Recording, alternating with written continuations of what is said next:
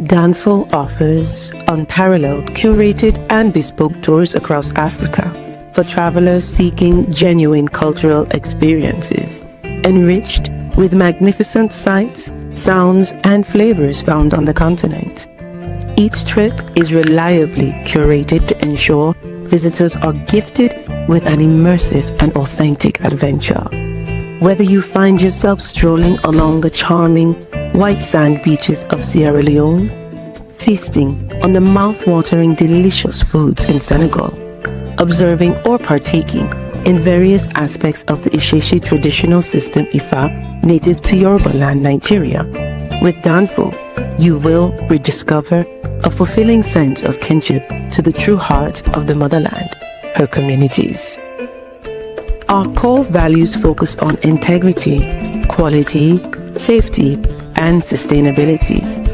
We are uniquely committed to assisting with the advancement of African infrastructure and promoting African businesses, so both travelers and the communities they visit receive beneficial exchanges. At Danfall, we understand the importance of connectivity, and we have created a model which provides bespoke experiences based on your passions or hobbies. With us, expect a long-lasting spiritual bond between you and your destinations. Live, love, Danfall Africa. To learn more, visit danfo.africa.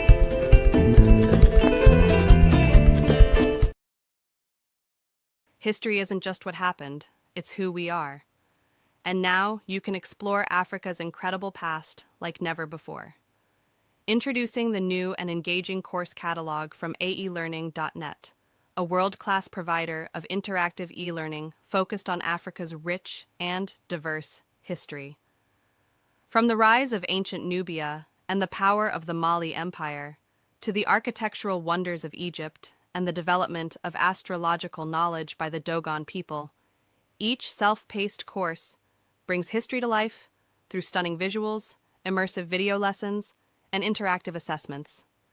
Designed for students, educators, and lifelong learners around the world, AE Learning's courses make discovering Africa's story easier, deeper, and more engaging than ever.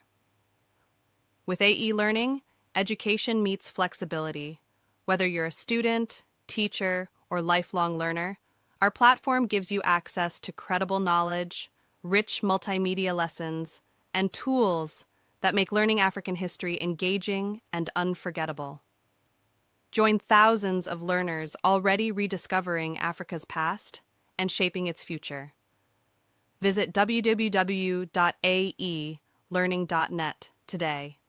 Start your journey through Africa's past today, because the story of Africa is the story of us all. AE Learning, inspiration through high-quality education.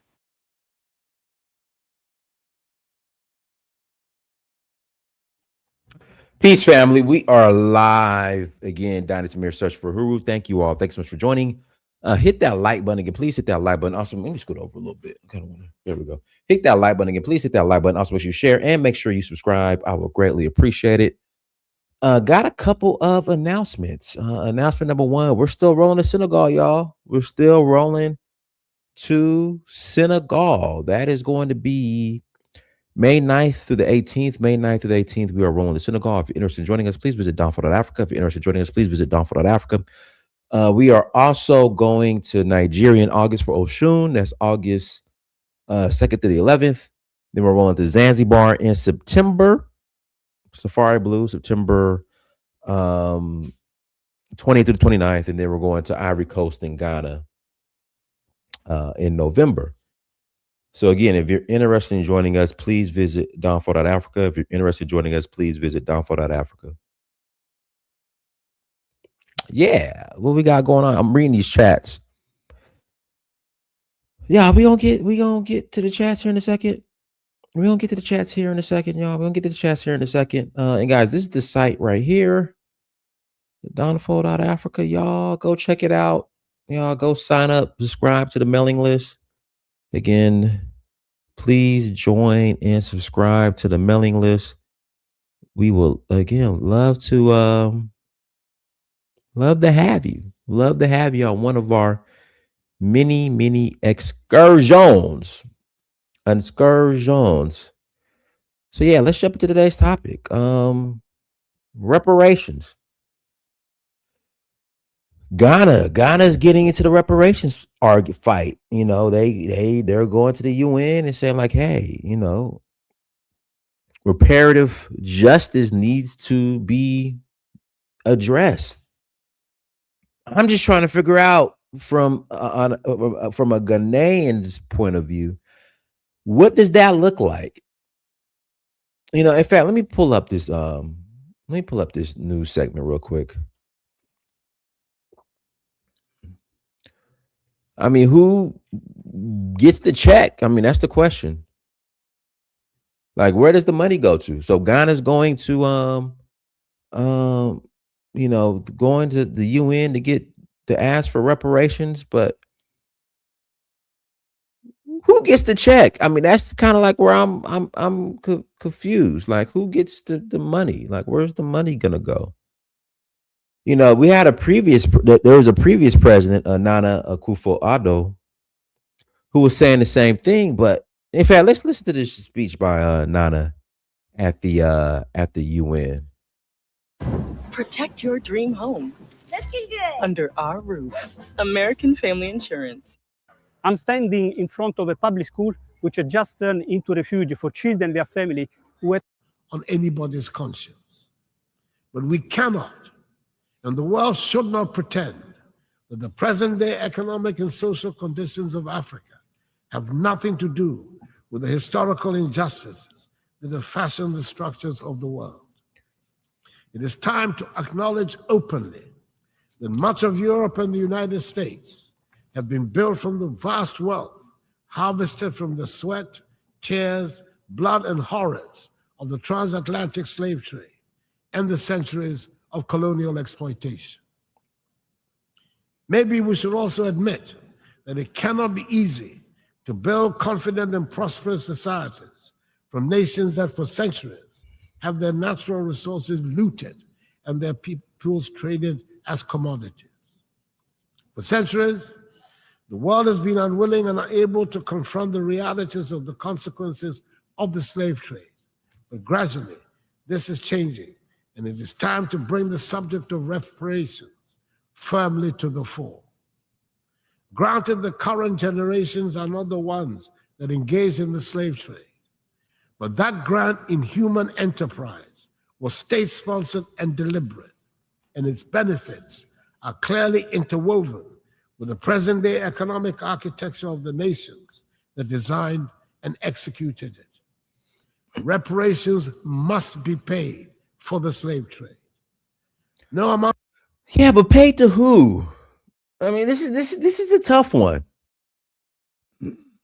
I mean, paid to who? Like, should the money go to Ghana? Did the money come to, you know, the diaspora that were, you know, sold?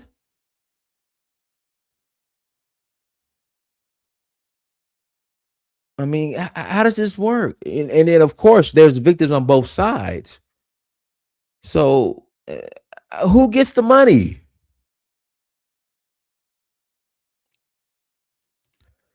We got to be specific.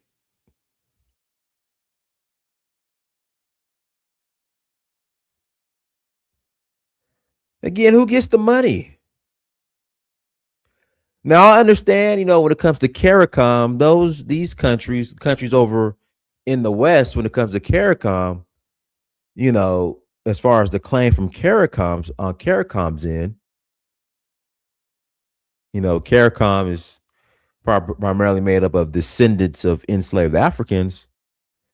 But when it comes to actual Africa in those countries, like, who gets the money? Like, what are you gonna do with the money? Who gets it? When it comes to reparations for the transatlantic slave trade, who's the UN gonna write the check out to?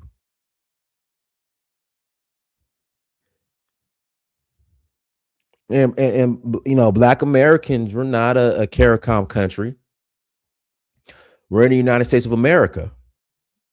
So I understand CARICOM as far as them wanting their claim, but when it comes to Ghana, I mean, this is a tough one. I'm gonna put the link in the chat room.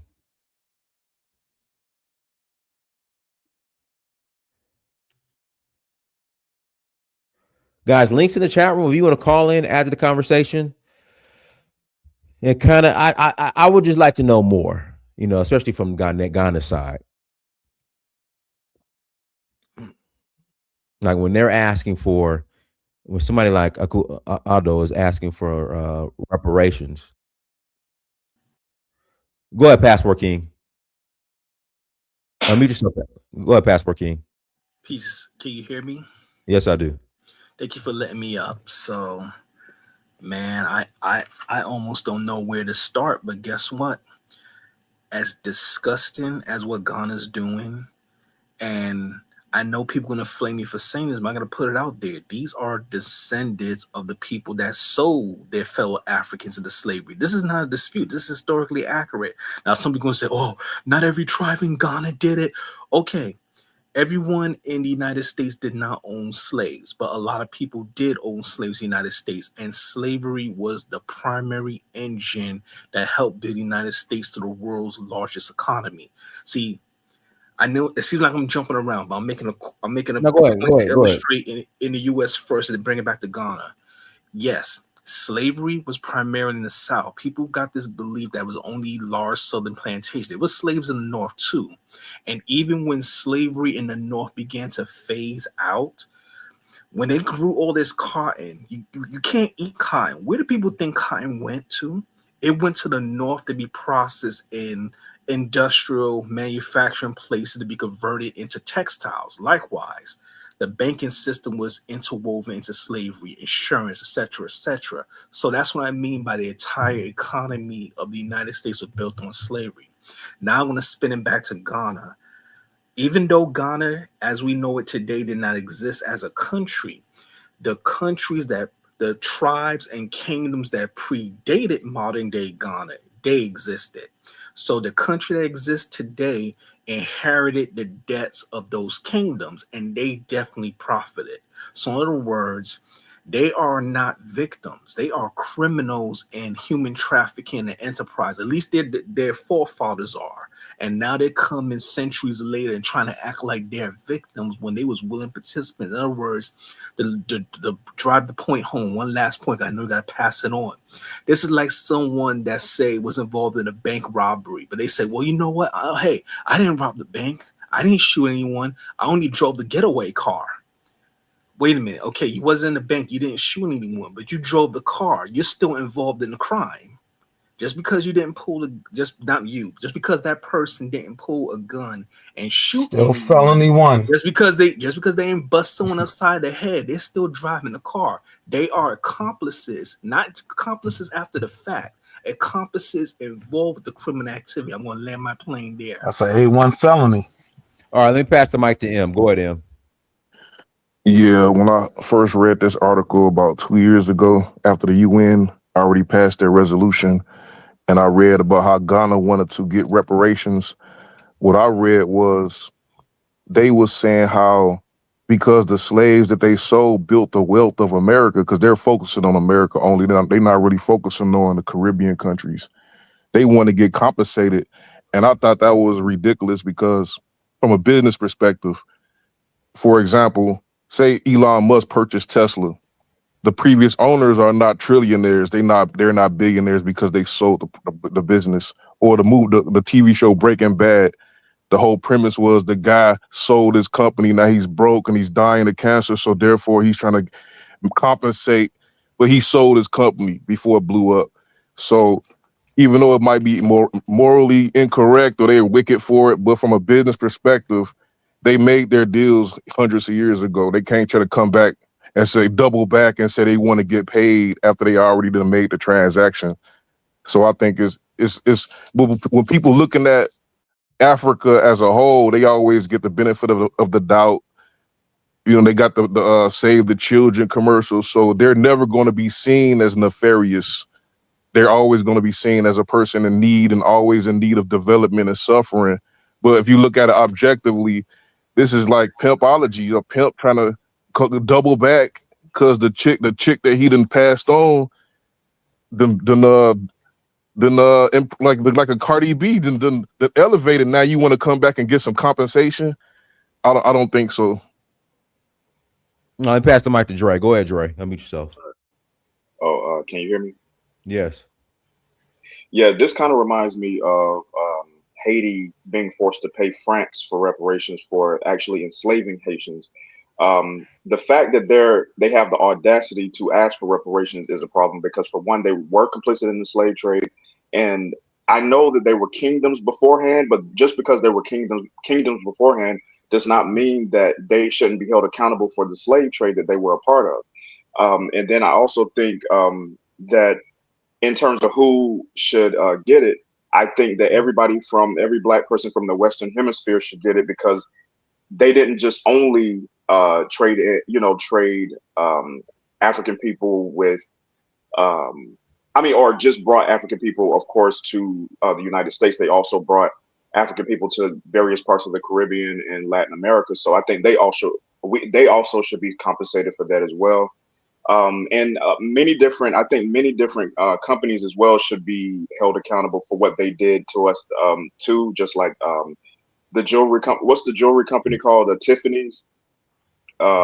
Chase. The Bears. The Bears. The Bears. Is it the Bears? It's the Bears. They was the major one in South Africa. For the longest time, they controlled the global diamond trade. I don't think they. Hey, guys, let Dre finish before we get, go ahead, Dre. Yeah. So, as far as like all the companies that should be held accountable, even besides just Ghana as a nation, I think they also should compensate Black Americans as well as other people of the diaspora, minus the continental Africans, unless the continental Africans were affected by slavery as being the people who were enslaved or descended from those enslaved people, not the ones who were the kings and all that. Because of course, even when we talk about the slave trade in general, when they were on that boat, when they were on that ship, a lot of the elite Africans would be at the top of that ship and be taken to London to go to school or take their kids to school in London. All the other ones were pretty much just down there in bondage. So I think that what they should do is that they should redirect that money or reallocate that money towards all of the ones who were affected by it the most. Just like the Dahomey people should compensate us. Everybody from Benin, all of those places, all those coastal African places in the West and central areas should definitely, not just give us formal apologies, but definitely compensate us for what they've done to our people. I pass the mic. Go ahead, Willie.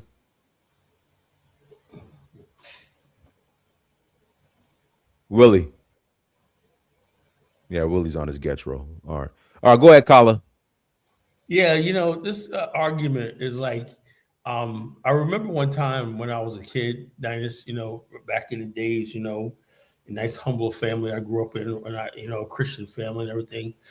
We celebrated a thing called Christmas every 25th of December, right? And for the longest time, up until I was 8 years old, I believe there was a white man floating around in a sleigh with reindeers that's going to come down our chimney and give us presents and stuff our stockings, right? So what I had a plan was, right? I said, I saw one of my brothers being naughty, and I said, you know something, Diane? I said, I want more presents. I want my brother's presents, right? So I wrote a letter to Santa saying, my brother Nate, he's being bad or not, But then again, when Christmas came, we all got the same presents. I was wondering, why did I wrote that letter to Santa, that Santa didn't give me double the number of presents? It's the same thing right here what's going on with this reparations. Look, let me tell you something. I want people to just think about this for 1 minute. The Ghana government is just making a case to put it on record how the world should have been doing a long time ago. Slavery was a crime against humanity, right? Right away, Negroes who ain't like who's sitting around a tree like waiting for Santa Claus think there's some reparation check. There ain't no damn check coming. So that's not what we're arguing over. I believe Ghana using its position on the world stage to make a case about slavery and stuff like that could basically alter the global geopolitical reality of the world. Right now, we have an unfair world. You know, the trade imbalances, the technology apartheid, all these things are done deliberately. Even the way Africa is structured, it's not structured. Africa was never given a chance in the modern world, right? There's no development on the continent, nothing. There's no real nation states. Every railway is just nothing but an extraction. All the countries in Africa are extraction places for Europeans. The same system that Europeans built 100 years ago still exists. So there's never been a thing where Europeans said, you know something, let's basically stop this madness and whatnot. Forget about all colonial interests and leave this continent alone, let it develop. But you can't do that if you basically do not say, look, you guys, the white race owes a debt to the black race. Now, if they don't pay that debt, then what's going to happen is this. What I would like to know what Ghana's moving. Ghana needs a whole entire African continent behind it. If the West says we're going to keep business as usual, then guess what? I think the Africans in every country should seize all Western property, cut off ties with the West for at least 50 years, right? And just focus on Asia, Russia, and everything else. Even if you have to suffer, you will be free in the end. And if Ghana's talking like on that level, I'm all for it. But I'm not going to be sitting here thinking about the West is just going to be like, oh, okay, let's hand everybody a check. And you sit there like we sitting like black people in America, like always do, ignorant, arguing with Ghana, you know, who's supposed to be our ally. Those are our brothers over a friggin' check that you're never going to get in the first place. You know, so I yield. All right, go ahead, Africa. Yeah, greetings. Yo, can you hear me, Dennis? Yeah, we hear you now, but it's not your turn. Go ahead, my fault. Okay, thank you. Yeah, greetings. First of all, like, share, support, you know, and so on. Yeah, so reparation. I mean, to be honest with you, okay, fair enough. If the Ghanaian president wants to get something out of it, you know, good luck. But I don't think it's going to happen because, you know, if you look at how slavery ended, you can see, you know, the chances of him getting it is very slim. Okay, you know, the UK government actually compensated the slave owners instead of the slaves from the beginning of it. So that tells you something about, you know, what they think about the slaves. Okay, if we want to get money from for reparation, if it's really serious, you should actually go after companies like, you know, like Barclays, maybe. It says like Lloyd's, you know, all these big companies that was like East India companies. You know, these are the big farms you should go for, like the Haywoods, you know, and so on, Bank of England. And yeah, let me ask you a question. Let me ask a serious question. I don't mean to interrupt. How exactly does that look like? How do you go after them? How can you force these corporations to give you money? Legally, right? Okay, legally you could. Hold on, they control the legal. No, Kala. Let him answer the question. Let him answer the question because we got people on the panel. Yeah, go ahead, yeah. Legally, you'd go for the top-notch lawyers in the world. You know, look at how the Jewish managed to have, you know, some form of reparation to start with, and you should have one of the top lobbyists in the world. You know, lobby the United Kingdom, you know, and all the countries that were involved in slavery and the United States of America. You know, this should be the step. And also, as you were saying earlier, you know, support to the African government, or the African government should stay out of it. You know, in terms of gaining anything from it, they should come in as one of the people who committed the crime also, because they're the one they're complicit in selling the slaves. They should come in and say, look, we sold these slaves to you. You know, it was wrong. You know it's wrong. So you have nowhere to hide. You know, can we talk? Can we sort something out? And also, then if the West want to argue, the people who was involved in the slavery, like the Americans, the French, you know, the Portuguese and so on, they have nowhere to hide. But also, if you have the best law firms in the world, and also you have the best lobby groups in the world with the political backing, with the votes behind it, like the guarantee vote behind it, it might work. Who knows? Because you never know. You can never say never. The Japanese were also compensated in some form of way, but I don't know if they're gonna do it in financial terms to say, well, we're gonna give you lump sum of money. Maybe they might do it in a different way to say, right, okay, we're gonna help, like the African government say, right, we want to give these people a land, in Africa. Let's say, this area in the continent, we can offer them. Can you all sit together and help us build this area and give it to them as a compensation? And also, work with this multinational corporation to develop the area so you can have some form of partnership. And I think it will only work in some form of partnership where it's a win-win situation. They will not give compensation if they think it's going to be like some kind of hostility that's going to come after them. I pass the mic. Thank you. All right, go ahead, Bukuna Bay. Hey, greetings, everybody. Can you guys hear me? Yes. So, thank you for having me, Dynast. So, I'm going to give you one video, all right? It's going to talk about the slavery in the United States, and it's going to provide me ground to speak right after. Is that going to be possible?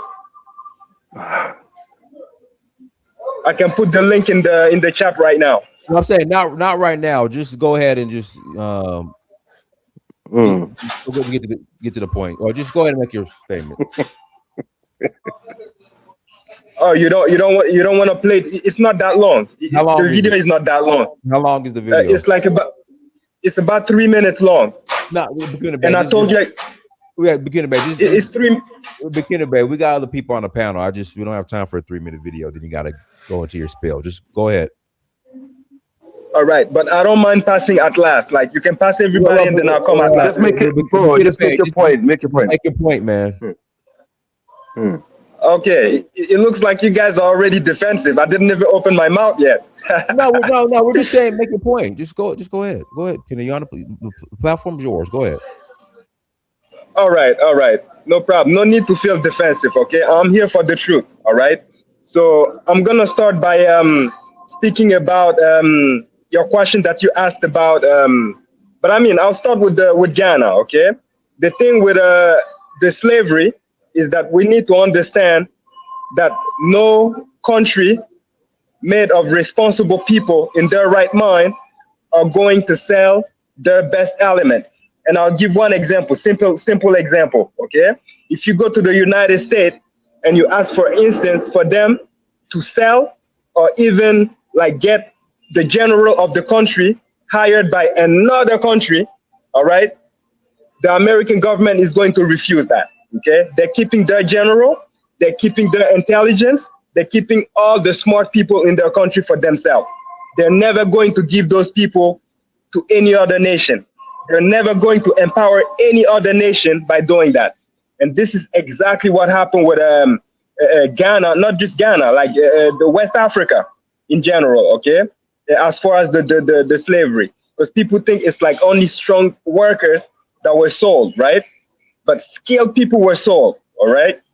And those skilled people were very important in developing the West, like not just even the United States. We're talking also about Europe, okay? Because inventions didn't only happen in the United States. Many inventions also happened in Europe. So when Ghana, the government of Ghana is talking about reparation, all of this is to be accounted for, all right? Now, here's another thing that I wanted to say, is that the video that I wanted to show, all right? It's a video that was going to give names, official names. And I'll give you one name here, all right? This guy after the name of William Hallison. There it is. William Hallison is among the few African Americans who owned black plantations, all right? Who enslaved black people and whose plantation was subject to the same harsh treatment as any other plantation owned by white people, all right? And I hope you guys took. That story's a lie. I hope you guys took down his name. The video would have given you all their names. Hold on, Will. Let him talk. Go ahead. I just want to say who he said. The video I wanted to play was going to give you other names, all right? But there's many other names of Black Americans. I'll say his name again. His name is William Allison, all right? He was born in 1790, all right? And if you guys look him up, you will see all the everything about him. And you guys will find even more people, more Black Americans similar to himself who oppressed their own, all right? Not all of them did it, all right? Because most of them did it to protect their own, to protect their families, and to do all of that, right? But you have a number of them, all right, who contrarily oppressed their people, all right? And their plantations were subject to the same harsh realities as any other white plantation, all right? That's so a lie. the same question, I can come up with the same question in reverse, all right? Now, okay, let's say Ghana. Let's say the Ghanaian government gets the transatlantic slave trade. We're not talking about plantations. Yeah, but it's okay. Let's say the Ghanaian government gets the reparation, right? Doing that with mulattoes, I'm not done. I'm not done. By the way, the name I gave was a guy that was fully black. He wasn't mixed. So yeah, right. So let's say the Ghanaian government gets the reparation, right, and sends it to the diaspora. But so then who gets it? Does like the descendant of those black sellouts also get it? Or even the reparation from the United States that the FDA tried to get? Who gets it then? All right? Because all those sellers, all those sellouts are all blended into like Black Americans, right? And it's hard to find them at this point, all right? So the same question can be put in reverse, but on the Black American side, all right? So as long as you guys are going to come up with this dishonest approach about Africa, but then we can apply the same dishonesty on the Black American side. This is all I had to say for now. And by the way, I have. I'm asking your question. I'm asking your question. What's the dishonest approach? Okay, the dishonest approach is about ignoring everything that conditioned the situation that happened in the transatlantic. It's about like just focusing on the African side of things, right? What Africans did, and ignoring totally everything that was done before to favor that thing to happen. And this is the dishonest approach that I'm talking about. So if you guys are willing to do that, but then we can do exactly the same in the United States and totally ignore everything that happened before and go straight to those black sellouts. And go straight to those black sellouts. What was done? And go straight to those black enslavers. Okay, what was done? Kennebec, what was done? You get what I'm saying? Well, what was done before? Okay, what was done before? As far as like I'm talking about the United States, right? Like the slaves coming from Africa being sold and like having even been enslaved before some of them being free, right? But then now they became free and then decided to enrich themselves. Not all, but like few of them, right? Few of them decided to enrich themselves, right? So yes, what they did was bad, but before that they were slaves. That's the honest way to put it, right? Right? So, but the same thing can be said about Africa. If you want to be honest on one side, be honest on the other side as well. In Africa, Africans didn't just grab their brother and start selling them, all right? They were militarily William Ellison isn't asking, but wait, what's the problem? Is William Ellison? I'm not done. Right, so what happened in Africa, we need to apply the same honesty, okay? What happened in Africa is that they were militarily conquered by not just one pope, but up to 3 of them in their times that militarily conquered them, right? And then that created the conditions, all right, for all the rest to take place. You can't just ignore that and go straight to the African selling his brother. You get what I'm saying? You need to consider the popes. You need to consider the 3 popes. Now, what's your point? So wait, I think I was next. I don't understand your point. I already made my point. What's your point? I think I was next. I wouldn't mind having a conversation with him, Dennis. I wouldn't mind. By the way, Dennis. So wait. Here's the problem, brother. I didn't teach you anything new. I still don't understand your point, McKinney. Here's the problem with your argument. Okay, I hear you. Hold on. No, I hear you. I'm asking a question. McKenna Bay, should Yeah. Ghana ask for reparations? Yes or no? Right. Absolutely yes. All right. Why? But Why? okay, it's for all the different reasons that I highlighted, and I can even add even more reasons. Okay, is that for instance, but if they're asking for reparations for the transatlantic slave trade, why would they be Black asking Americans. why would they be asking for reparations for the transatlantic slave trade? Okay. Firstly, you didn't hear what I said earlier. And by the way, Dinus, I know that I didn't teach you anything new, because everything I told you, you already know. It's just that We it heard doesn't what you suit you to said. bring it up. William Ellison. I'm with It you. doesn't suit you to bring it up. But hear this though. Hear this. Okay. Oh, The God. transatlantic slavery. I've got a headache. The transatlantic slavery was the equivalent of the American government handing off their intelligence to enemies. All right. The United States would never do that. Equivalent. So for a country to do Equivalent. so, Get this guy out of here. No, that's not Yeah, the yeah, equivalent. hold on, McKenna Bay, were Africans complicit in selling Africans into slavery? yes, the same way as Black Americans were complicit. You go. Were Black Americans complicit? Next, please. Next, please. Check us out. Yeah, Well, we got well, go ahead. Black people were enslaved, right? I was next. But- but- It's really sorry. Go ahead, Willie. Go ahead, Willie. So here's But the were Black problem, Americans right? complicit? Go ahead, Willie. So here's the problem, Bikina, right? Like, William Ellison and his family aren't asking for reparations, right? More often than not, they got their reparations in the Reconstruction, right? So they're not, the conversation is Ghana asking for reparations. Now, for me as a Black American, right, for the people who were most egregiously harmed by this crime, right?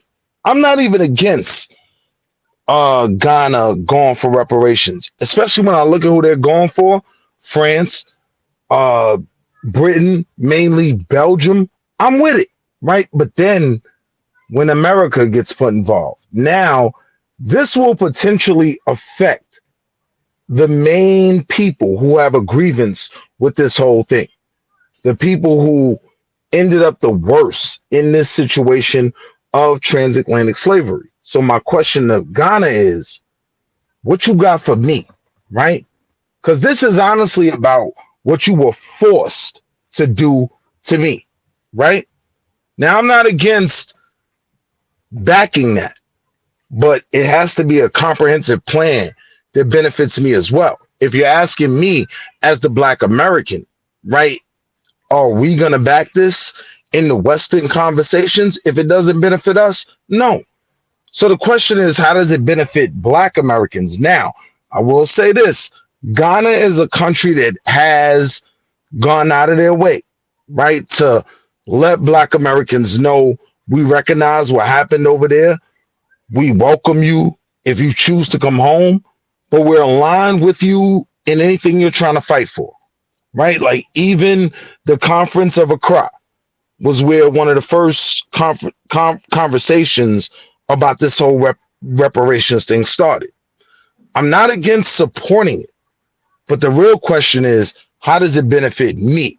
For those of us who are going to be the real focus of this crime, right? Like it's always going to come back to what happened in Black America in order for Ghana to sell their issue. So the question then becomes, how much do I benefit from it? I'm not against supporting it, but it's got to be something solid on paper that Black Americans can benefit from. And I will give Ghana this credit. If I could credit anyone with trying to make that effort, I see that in Ghana. I enjoyed myself in Accra. They greeted me with love, so I'm willing to support it.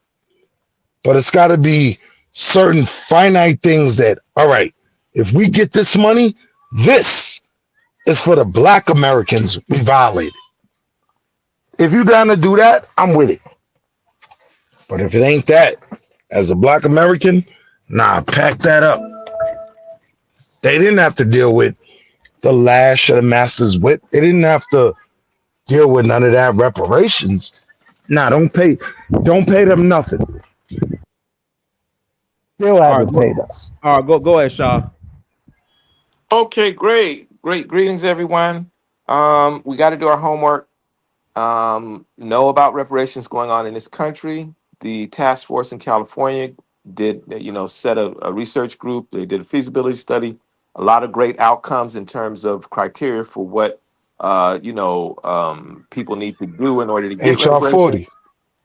No, this is not HR 40. This is I California mean, that's reparations one of the for. good things. That's one of the Yeah, good things. but I'm this agreeing with you. goes beyond HR 40 because this is actually leading to what how much we should ask for, what the harms are done, what the criteria is going to be for the people who are going to get reparations. Now, 2001, now being part of this conversations and stuff in other places, a sister brought to the attention of the group that this effort of reparations began with a collective of Black folks from Europe, America, Caribbean, Africa, in Durban, South Africa, in 2001, and so this was Has anybody ever gotten any money yet?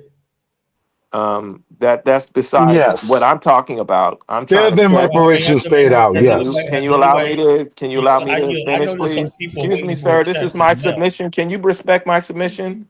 That's totally disrespectful. I'm giving some decent information Pawn about self, bro. about I'm just 2001 asking and a questions. collective effort that Ghana and other places were a part of in 2001 in Durban, South And what Africa, we, with yeah. with regards to United Nations. So they started in Durban, South Africa, and then this moved into the United Nations, and between 2001 and now, they've been doing things at the That's 25 UN years. for. They've been doing things at the United Nations. It's been a collective, not just Ghana. Now let's fast forward to Correct. today, right? Ghana's asking anybody can make a claim. Anybody can make a claim for whatever to any country, any group of people can make Sean, a do you think claim. Umar Johnson, can you allow anybody's me, going to get a please? check? Can you allow me, please, sir? I'm not saying some stupid shit. I'm saying some decent information, okay? Umar Johnson says our claim should be with the United Kingdom because we weren't a country until 17, whatever it was, 76 or something. Prior to Correct. that, we were a colony of United Kingdom, and our claim from the time that we were brought in the 1600s or whenever we first got here, all the way until we became a country, should be with the United Kingdom. Ghana can make its own claim.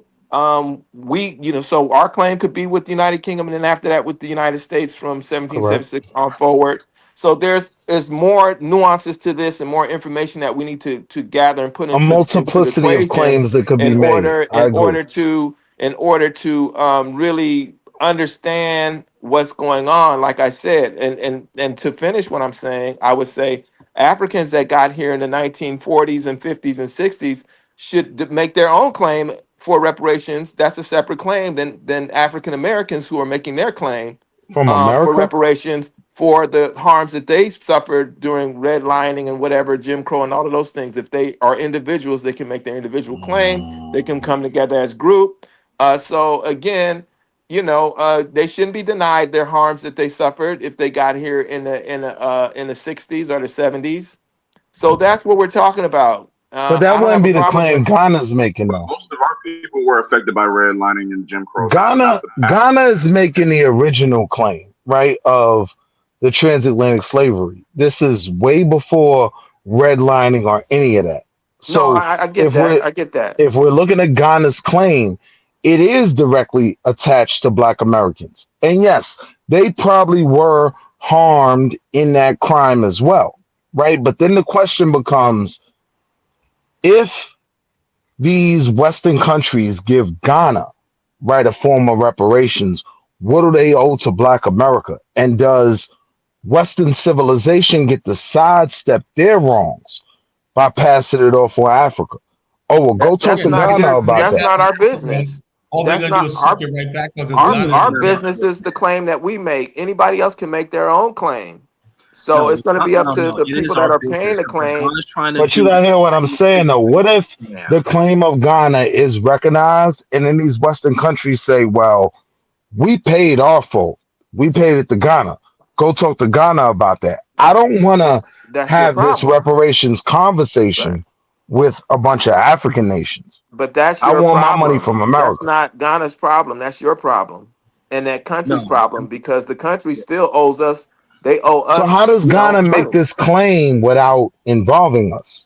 I If don't you're think that the talking, country should pay Ghana, and if they have if they have to decide between paying Ghana reparations and us, an let them make American, their best decision. But I get our what you're claim saying. is our claim, and I don't think Ghana's claim is going to be strong when it comes to, specifics like what exactly are they asking for with regards to what? Exactly are we asking for as 50 million people? So this is the thing, right? Like one of the good, I gotta pass somebody to say James. real Go ahead, quick say though, James. Donis, No, go ahead, please, say real James. quick. No, I gotta pass somebody to say James. Go ahead, say James. Hi, Dennis. Thanks for having me. Great topic, and shout out to the panelists, and shout out to my Burkina brother. Hey, Dagarabi, how you doing? Peace, brother. And Yeah, I'm doing good, bro. Yeah, I'm happy to hear you. all right, me too, man. You know what? It's I believe people are just whining over something that that's not supposed to be happening. And I listen to Carla. Everybody has to chill. What Ghana's did, Ghana is opening technically the floodgate, right? For everybody that is in position to sue. If a Black American wants to sue, I think they can follow suit right after Ghana. If CARICOM want to follow up, they can do it. I don't see Ghana collecting any money on behalf of everybody because Ghana cannot speak for specifically speak for Black America and the Caribbeans. I don't Quick think that they question, can bro. do it. So I think they have to be part of these conversations at the UN level when it gets to that. Instead of taking a shot at Ghana, I think Ghana is doing a good thing. The idea of a country that's already leading, this thing. I think we have to respect it and go after the information and form our own decision. But here's Most a quick Africans. question, bro. So Here's a quick question. let me say this. Go I ahead. believe in Africa. I believe there are a lot of people who understand that a lot of people were victimized and they don't live in Africa. So I don't see Africa as a whole sitting there and pushing Ghana to go collect some money to come give it to them. I don't think that's the plan. So let's relax and go after the information. Black Americans are well organized here in America. They have a lot of representatives in Ghana. They can link up with the Ghana government and come up with the solid information that can be shared amongst the diaspora instead of going after. I don't want this to be FBA against Africa. I'm already saying that, and we shouldn't be going down that route because everybody. Stay If on this that. thing, if this thing doesn't work, guess who loses? Everybody. I agree. Everybody. I agree. So we already hear what want I'm to fight. saying, though. Sure, go ahead. I agree with you, right? But this is where it becomes problematic because if Ghana does receive any form, somebody needs to mute themselves. Their car is going off or now whatever. let me buckle my seatbelt. Hold on 2 seconds. All right. So here's the point, right? Like if this does end up going through, it can be a great way for Western nations to sidestep the arguments that Black Americans, that British Americans have been making for a long time in terms of reparations. Now the argument can become, we'll take that up with Ghana. They sold y'all, right? Take that up with Western Central Africa. So this is where I see it as being problematic. And I just wanted to know, what were your opinions on that? If Ghana sidestep over what you already have accomplished If towards Ghana gets reparations, reparations before Black Americans who have been begging for reparations, and God forbid they get reparations from America, then the conversation can become, well, we paid who we faulted. Take that up with Ghana. Now, to your Now to your point about FBA, now you'll have Black Americans saying the Africans robbed us. You get what I'm saying? Okay, so what I can say is that if Ghana at least get, if Ghana, let's say this thing is approved, right? And I don't think you will see an African nation sit on the table discussing with America how Black Americans should be compensated. I don't think that's the argument is being made here by African countries. That right there should be delegated to African American and the Caribbean. That should be, if let's say we sued the UK and the UK agreed that, okay, based on what you guys have, So just to brought be to sure us. though, you're No. saying that That's the Ghanaian. way I'm looking Hold on, at I it. want to ask That's you a the no. question. No, let me at You're least saying finish. that the Ghanaian. Well, you asked me a question, you don't want my answer. So if the UK agreed to pay, then all the parties should be brought in. That's my understanding. Like, All right, I okay, understand what you're now saying. you UK want to pay. Who the money should go to? The Caribbeans. If America wants to pay, who the money should go to? Black Americans. If Brazil or whatever wants to pay, then you have the Afro-Brazilians. But if Africans Ghana's countries shouldn't filing a be endorsed. grievance, though, they would receive the reparation. No, I don't think that would be what Ghana. I don't think that's Ghana's intention of collecting the that money is for exactly everybody. That's not the plan. I don't think No, so. that is they're the plan. collecting the money for them. Hold on. Okay, you already made it. What You Ghana's already trying to concluded do, without going after the information. That's what I said. the Now you're African gonna Union have already people, tried the that FBA over 6 here, region. attacking That's what Ghana over Ghana is nothing, trying to do. over All they're trying to do is lack of separate the information. 6 You So see what I'm regions. you saying? understand So what we I'm shouldn't be saying? doing that. Okay. You know how Ghana's going to FBA get their is so-called reparations? They're going to non-supportive. talk about slavery in the Western Hemisphere, mainly United States. They may also include the Caribbean, and they're going to basically claim you stole our people centuries ago. This is why you should pay us. I'm telling you, that's what their whole thing is built on. You know where they got that from? Where the African Union proposed that 6 region scam BS last year. This is all what they're trying to pull. They're trying to use the transatlantic slave trade and this so-called 6 region concept they came up with of you need to pay us money because you stole our people, where Ghana is documented that the kingdom that existed before present day That Ghana was was actively 2023, but you're right. You're right. actively involved in the slave trade. So in other words, we come back to my original analogy. They was a part of the bank robbery. No, they wasn't in the bank. They didn't snatch the money, but they was helping to drive the getaway car. And now they're trying to act like they're the victim centuries Right. later. Nah, I agree. your opinion is very personal You're here. making it. So it's very Do you know personal. what? Do you know what? Do you know what? It's not going to work for African nation to ask for reparation to the British. I can guarantee you they'll be just laughing at your face. Simple as Hold that. on, They What will if laugh it, at your what if it face. works? What if it works? hold on. With that being said, let me play this video real quick. I'm gonna pass it to caller. Yeah, they will be laughed in the face. Hold on, let me. Here we go. Hold on 1 second. Oh. 3, 2, 1. And then you have those who are asking for reparations for colonialism, and they're wondering, $100 billion, $24 billion here and there, 500 million there. Some people want to be paid back, and members of the public are wondering, why are we suffering when you are, you have all of this vast wealth? Those are legitimate concerns. Well, I think you're right about reparations in terms of if people want it, though, what they need to do is you always need to go back to the beginning of a supply chain. Where was the beginning of the supply chain? That was in Africa. And when across the entire world, when slavery was taking place, which was the first nation in the world that abolished slavery? The first nation in the world to abolish it. It was started by William Wilberforce, was the British. In Great Britain, they abolished slavery. 2,000 naval men died on the high seas trying to stop slavery. Why? Because the African kings were rounding up their own people. They had them on cages waiting in the beaches. No one was running into Africa to get them. And I think you're totally right. If reparations need to be paid, we need to go right back to the beginning of that supply chain and say who was rounding up their own people and having them handcuffed in cages. Okay. That's the white argument. And Don Lemon was weak. Don Lemon was weak. Don Lemon was weak, and it was overpowered by the white women in America. And that was an embarrassment. We watch it, and that was an embarrassment. We didn't have the answer. That's why we said we need to have, when people want to talk about slavery towards white people, we need to have the well-prepared, person to represent us. Don Lemon, when you watch the entire video, that white lady dog walk Don Lemon up and down. You see what I'm saying? That's not how it happened. That's not how it happened. You're missing the point. Okay. You are still missing the point. You don't even understand what we're discussing here. I gotta read these super chats. You're not even understanding why we're here. I gotta read these super chats. I gotta read these super chats. Gustavo, thank you for the $5 holla. maybe William Ellison was the real FBA. He wasn't a slave. He was here before and was no slave, so that's why he became a slaver, kind of like FBA. Christopher, thank you for the holla, bro. They don't like Ghana. Even Diners don't like. I love Ghana. What are you talking about?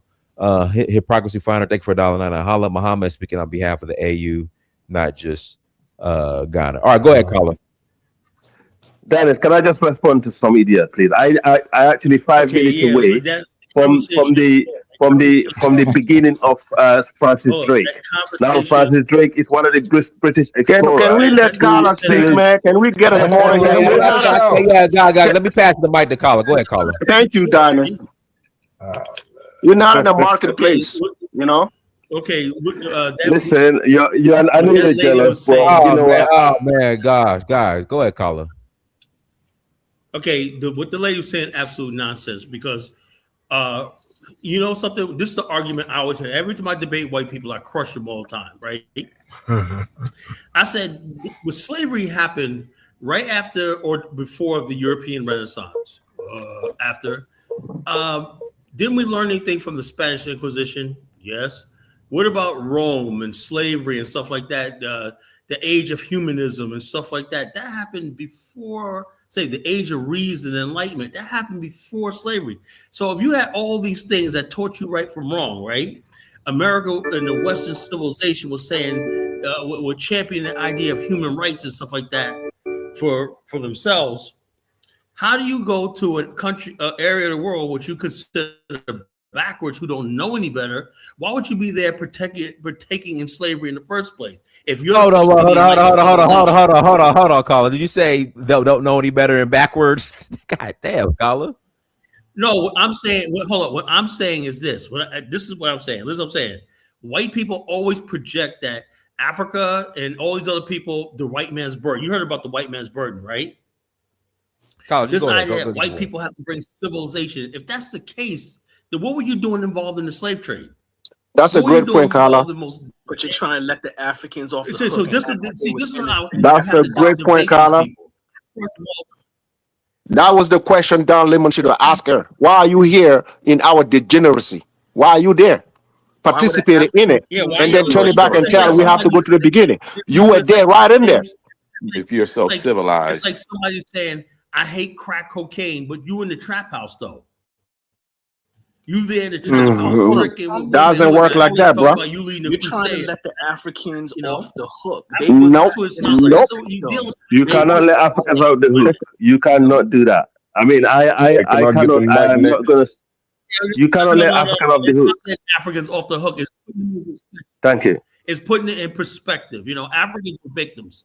Africans so were you victims of this the thing, African No, but you cannot let the Africans sell out off the hook.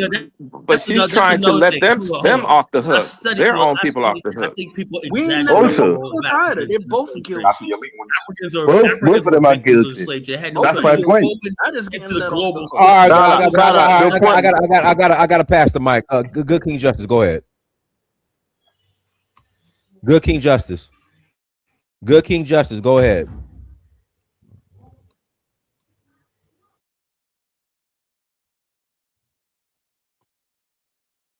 Carla can continue. I mean, well, like I said, both parties are complicit. Absolutely, nobody's protecting. Oh, shut up! That's not what you just said, liar. Man, Dennis, when we're done doing this, we're gonna do a show about the tribes, right? As it's happening in the Sahel right now, we're gonna see exactly who's continuing that. You know, we're talking about the past. Let's talk about the present. I know. Let's talk about the present. Who's enslaving Africans right now? I got to pass the mic. We got a new panel. Go ahead, anti-moralist. Okay, I'll try to keep it short. Hey man, listen, I'm from this. I'm just going to respond to that image, that video you just posted. That woman's argument, I don't really agree with, and here's the reason why. You are confusing something from where it comes from versus who created a system. She said who started supply chain. Let me give you an example. If a factory demands a resource at a massive scale and they build an infrastructure to move it and refine it and profit from it, that factory didn't find a supply chain, they created one. The same thing with slavery. Europeans created plantation economies in the Americas that required millions of workers. So they built ships, controlled ports, financed the trade, and turned it into a global industry. That's a supply chain. They created that supply chain. African groups supplying captives these kingdoms doesn't make them the creators of that supply chain or that system any more than the miners that create the global oil industry. It doesn't work like that. You don't say the Middle East started the oil supply just because the oil is there. The oil didn't become a global system until the industrial But they economies will of the be Americas. liable in the crime. Let me finish my point, bro. I know you're very excited, but I'm just gonna make my point here clear. They built the refineries, shipping, finance, and the markets were built by the people like the Americas. They created the supply chain. The same logic applies here. And when, like, for example, let's look at the Holocaust. It actually proves the opposite. Jewish people didn't start anything because they existed in Europe. Nazi Germany built the entire system. They created the laws, the camps, the transport networks, and they drove that with ideology. Okay? There were people who were Jewish who profited from it. You don't know history. Brother, keep going, man. We listening. They had tons There of were people assets who taken from let them. me finish my point. That's not correct. You're okay. Read a history book. Anyway, Africans don't like to take the responsibility for their Man, actions. you guys are too excited for the subject matter, man. You are too excited. Let the brother finish. Those small Let the brother finish. See, cowards. This is what this is the problem. You actually hate. You are too excited, brother. Willie. All right, guys. Listen, let our moralists go ahead. Don't interrupt them. I'm not saying that Africans they are innocent in this, but there's a difference between when she asked the question specifically, who created supply chains? It's clear, it's the Europeans. Even when you look at the Japanese American internment camps during the World War II, the Japanese didn't create that system, the Americans did. Okay, the same thing with slavery. African participated in it, yes, but participation under demand is not the same as actually designing the system. If you remove the European demand, you remove the infrastructure, you remove the ships, there is no Atlantic slave. But you're liable. Yes, I didn't say that. It was slavery in Africa for centuries before Europeans got there. That's the So problem. that's a retarded argument. Hey, man. Keep going, man. Don't stop. You're not thinking very logically, okay? They didn't start the supply chain. That's my argument. Stop being emotional. That framing is not being emotional. It's a fact. Slavery exists in Africa for centuries. No one is responding to the woman to the video. And I agree with what you're saying. Let him finish. Let him finish. Let him finish. You're interrupting him. They built the ships. They controlled the trade routes. They financed the operation. They scaled it globally. That's a supply chain. Learn how supply chains work. African kingdoms did not create the transatlantic system. If it wasn't for American education, you wouldn't know anything about a supply chain. They hold responsibility, but they again are not the creators of the supply chain. So that to answer her question, if you can fucking listen, the Europeans created it. Okay. So without European demand, there is no mass export system. There is no transatlantic slave trade. Does that mean slavery would have ended? No, it doesn't mean it would have ended. Correct. But again, There you go. Learn the fucking difference. You nailed it, brother. You nailed it. But that's y'all Africans ain't got no type of accountability. I never said that one lie. Let the mic go around. Let the mic go around. Guys, you're interrupting. Let the man finish because others got to speak, please. He was correct. Who's next? Who's next? Dinus. Dinus, who's next? I've been waiting for like 50 minutes. Countries not. Hold on. Go ahead. I've been waiting for 50 minutes. Go ahead, M. Go ahead, M. Yeah, but I don't think anybody read. I'm not saying everybody because you obviously Dinah's played the video, but the United Nations had a charter in 2024 talking to the members about the atrocity of the transatlantic slave trade, saying it's a crime against humanity, and the member states must address it. And they say all countries involved must pay. They weren't so specific towards a particular country. They say whoever was involved must pay. Ghana jumped up. I guess they was playing defense or damage control because obviously they are, liable for something. They started saying they wanted reparations because the slaves that they sold built America. That's literally what they said in 2024. Correct. And now they finna pass a resolution declaring it a crime against humanity. I'm like, all these, we witness it in real time, all this deflection from Africans, instead of just acknowledging, because part of what the United Nations Charter said, truth and, like it was South Africa, truth and reconciliation, true information. If you don't want to acknowledge reality, everybody knows slavery happened. We also know that slavery happened in the Sahel. We all know about the Barbary slave trade during the Muslim Empire through the Sahara Desert, where white Europeans were being sold in Africa. I'm like, this is common knowledge. AI could tell you this. all of your deflecting and arguing and loud talking is not going to change facts. But Ghana, I think they're saying, okay, they're going to pay something. They're going to pay in land, blood, money. That's no getting around it. They don't have the power to veto whatever the United Nations says.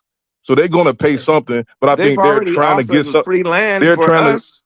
but They've they're offered trying to. us free land for African Americans, But no, brother, Asebu, they ain't Ghana. asking for Hold on, But I reparations. think they're trying to. hold on. What, Mike Shaw? That land is so tied up in litigation, and the chiefs are shady as hell. I don't want free land in Ghana. That sucks. Thank They'll you, give Don. it to you one minute and take it back Go in the ahead, next. him. Go ahead, him. Go ahead, him. But I think what Ghana is trying to do, because they know the writing is on the wall, they're going to have to pay.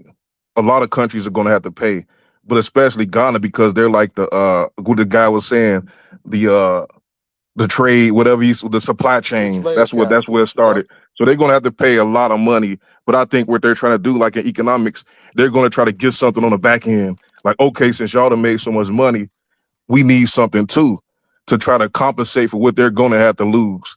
Because But bro, it gets deeper than that, bro. But Ghana sad as it, hold asking for on. I'm finna be done real quick. Sad as it is, American black people have more land in Israel than Africa. What did that tell you? That's deep. That's sad. But And thank you I for wish they hadn't been there. opportunity to talk. Can you say that again? What'd you say? I say have black more Americans has land in more land than Israel, a small, tiny piece of land. Israel government allocated black Americans land, which is I researched it. They say that's the biggest expat community of black Americans in the world. Not true though, bro. They said that's the Gotta look at biggest that. expat community in the world is in Israel. Was bombed, I think, yesterday. Africa don't even have a big population of black Americans like that, with them hundreds of millions of square miles. So that shows you what type of people we dealing with. But that's about it, though. Well, I can say Ghana's done more than Who's anybody else. next? Who's next? Because they might Point gotta out, go around, point please. out. Hold on, Who's let next? me pass the mic to Africa. Go to Africa. Okay, thank you. I mean, for Africans to And then after Africa is Dre. Go ahead, Africa. all right, thank you, sir.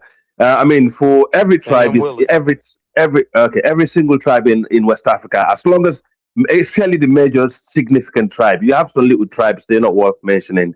They was probably just used anyway, But all the major tribes in West Africa who are relevant and who are still relevant and who are renowned and known and who have superiority, whether it's to do warfare, whether it's to do kingdoms, whether it's to do with whatever type of relevance in the higher days of African, tribal wars or kingdoms. These were people involved in and also who have trades, trade routes. They are involved in some form of slavery, and they benefited from slavery, just like the white people did. Nobody's going to hide away from that. I'm not going to shy away from that. I'm a Fuller, very proud Fuller, but I am not proud of the history, of Fuller people involved in transatlantic slavery and trans-Saharan slavery. That is one thing I'll put my hands up and say, yeah, that was wrong. And I apologize on behalf of my ancestors. If I did to do that, I will. And any wrongdoing that come from my people. And I think every African person who have a tiny bit of decency should do the same. Man, whatever, man. Whatever, man. Yeah. Whatever, man. Whatever, man. Who's that talking? Please go back to school. You're not on my level. Let me finish. Let me finish. You're laughing because I'm talking the truth. Thank you. Okay. All right. The trouble is, right? Some people are ill-educated. Like some people are very ill-educated. We shouldn't be on the same platform and talking. You're a joke. You're a serious joke. I apologize on behalf. What do you mean? Let him finish. Go to Africa. Oh God. So the Europeans also did the same thing, and I come from a country, Freetown Dynasty, well known, William Wilberforce, who came there and built a fort to stop transatlantic slavery, and we know the list of tribes who were also involved in the late transatlantic slavery. Even when the white Europeans were telling people stop slaving your own people, they were still doing it. It takes the British to come and build a fort and use the Royal Navy, the military base in West Africa and Sierra Leone, not far from my homeland, where actually my family still live. And when I go to my homeland, I actually visit there all the time. I drive around it and I spend some leisure time around there. Then, as you know, we can see how these people stop other Africans selling each other. Okay, and they're still doing it. So the Europeans had what they did is because they love each other, they stopped selling each other a long time ago before black people, and they use that to their advantage. Okay, and instead of having to pay the black people for slavery, they paid the companies that were involved in it because slavery was a long distance thing from the United Kingdom. A lot of people invested money in it because of for their pension, for investment, like what you do today, like in stock market, right? A lot of people invest in stock market, but they don't know how, how far this money is going, what it damages multinational corporations, are doing to the rest of the world via stocks. Okay. So these are the same thing that we're doing, in the past. They're still doing it in some form or way, but obviously transatlantic slavery is the most brutal thing that happened to humankind, and far away from the people who are gaining from it. And so yeah, as I said, they set up paid reparation to the slaves. They gave it to the banks.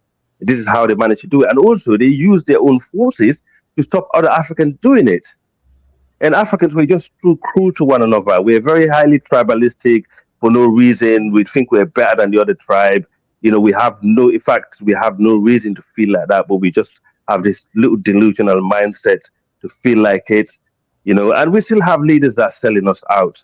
We have a Nigerian president that just came, here to the UK, who done the same thing, who actually sold out loads of Nigerians to be deported back to his country. Yeah.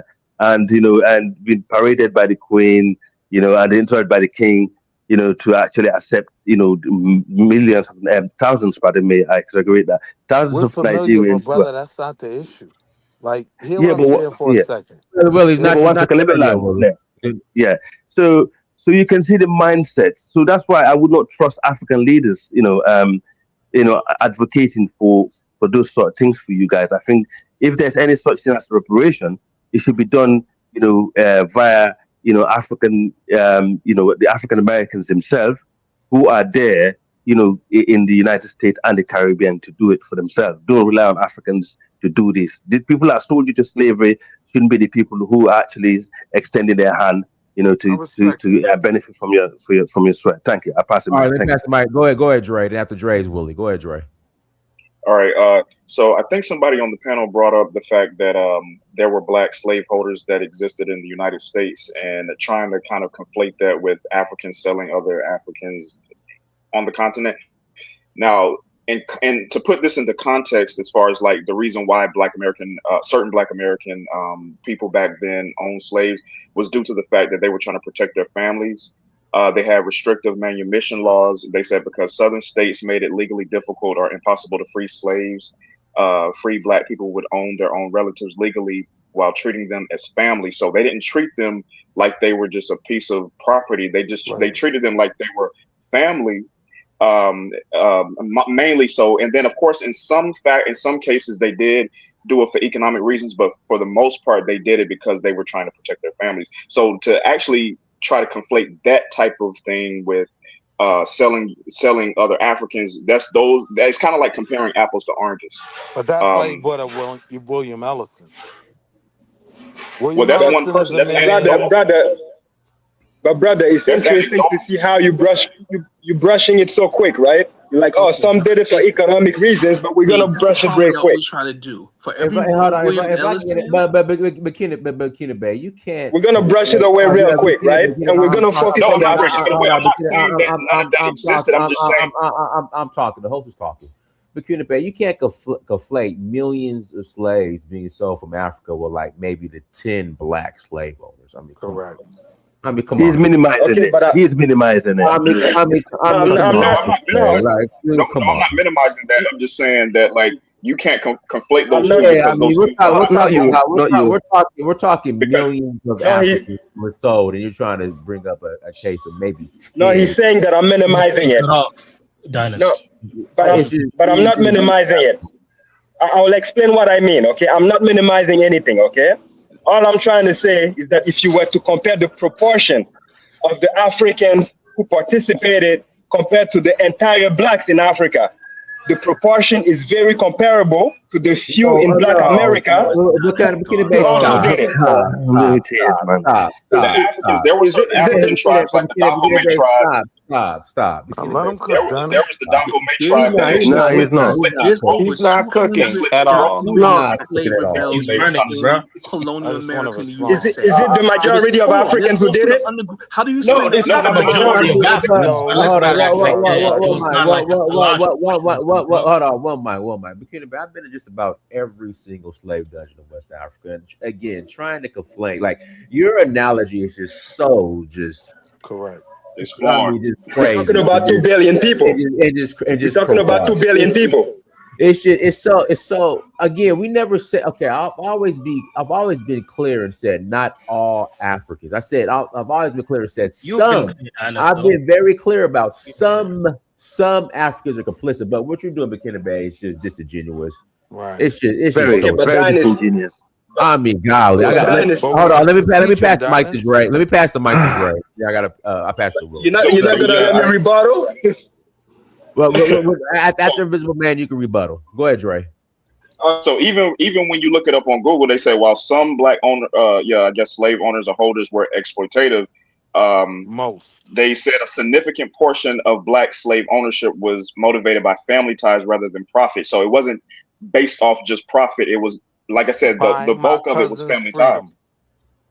Yeah, it was about freedom, about granting them freedom. Let me pack up. We got some people waiting. Go ahead, Willie. Willie, you got a minute. I'll pass the man. Go ahead, Willie. So I'm gonna pack it up real quick, right? Like the reality is, yes, William Ellison was a thing. He was the common day modern big Tyrone Bigsby, right? He was a sellout. He was someone that owned slaves for profit. But when you hear about Black Americans owning slaves, the overwhelming majority of that history shows these were people who brought their family members back that were classified as slave owners because they used that system to gain their family members' freedom. So it's not the same comparison. And what I think is being missed, in the conversation is it's not about Ghana paying reparations. It's about the fact that they're asking reparations. And they're asking for reparations mainly due to the transatlantic slave trade, right? So I'm going to land here, right? Me as a Black American, if you can make it work, God bless, right? But what's in it for me? Because if you're claiming my struggle, if you're claiming that your wrongs are tied to the things that happen in America, you should be trying to rebuild me as well, right? Where it becomes problematic is if Western countries give Ghana that money, then Western countries can sidestep the fact that, no, Black Americans have been asking America for money for years, right? Now they can tell us, go see Ghana. We paid them. Well, they want to do that anyway. If that's what they want to do, then they want to undermine you anyway. They want to do something to not be right up front and forward with look, you. bro, If they do that, try to have hope. so I try to have hope. What I'm saying is, in terms of what Ghana has been asking for and what they've been trying to make available to Black America, I want to give them the benefit of the doubt. But a lot of times what happens in those situations is, yeah, they'll give us the land for a moment. Hey, I have a question for you, Willie. I have a question for you, Willie. No, he was asking me a question when I was talking. Make the question quick. Sure. Hey, Willie, what does it prevent Black Americans to advance their own claim as we speak right now? In terms of Ghanaians asking for reparations? No. Do your own ways and advance your own claim. Why you can't do it now? We are. Willie, let me take this one, Willie. I gotta pass the mic. Willie, then is Invisible Man. Go ahead, Willie. Are they United Nations level? So no, not on the United Nations level. We've been dealing with the most wealthy. Okay, this is where Ghana went. Hold on, let me finish. This is where Ghana went. Let me finish. Okay. We've been dealing with the most wealthy nation on earth. I am fine with my claims being with America. I don't want my claims to have to end up on the doorstep of Ghana, because Ghana ain't got two nickels to rub together to offer Ghana me went to the anything, United right? Nations. Hear me out. Hear me out, right?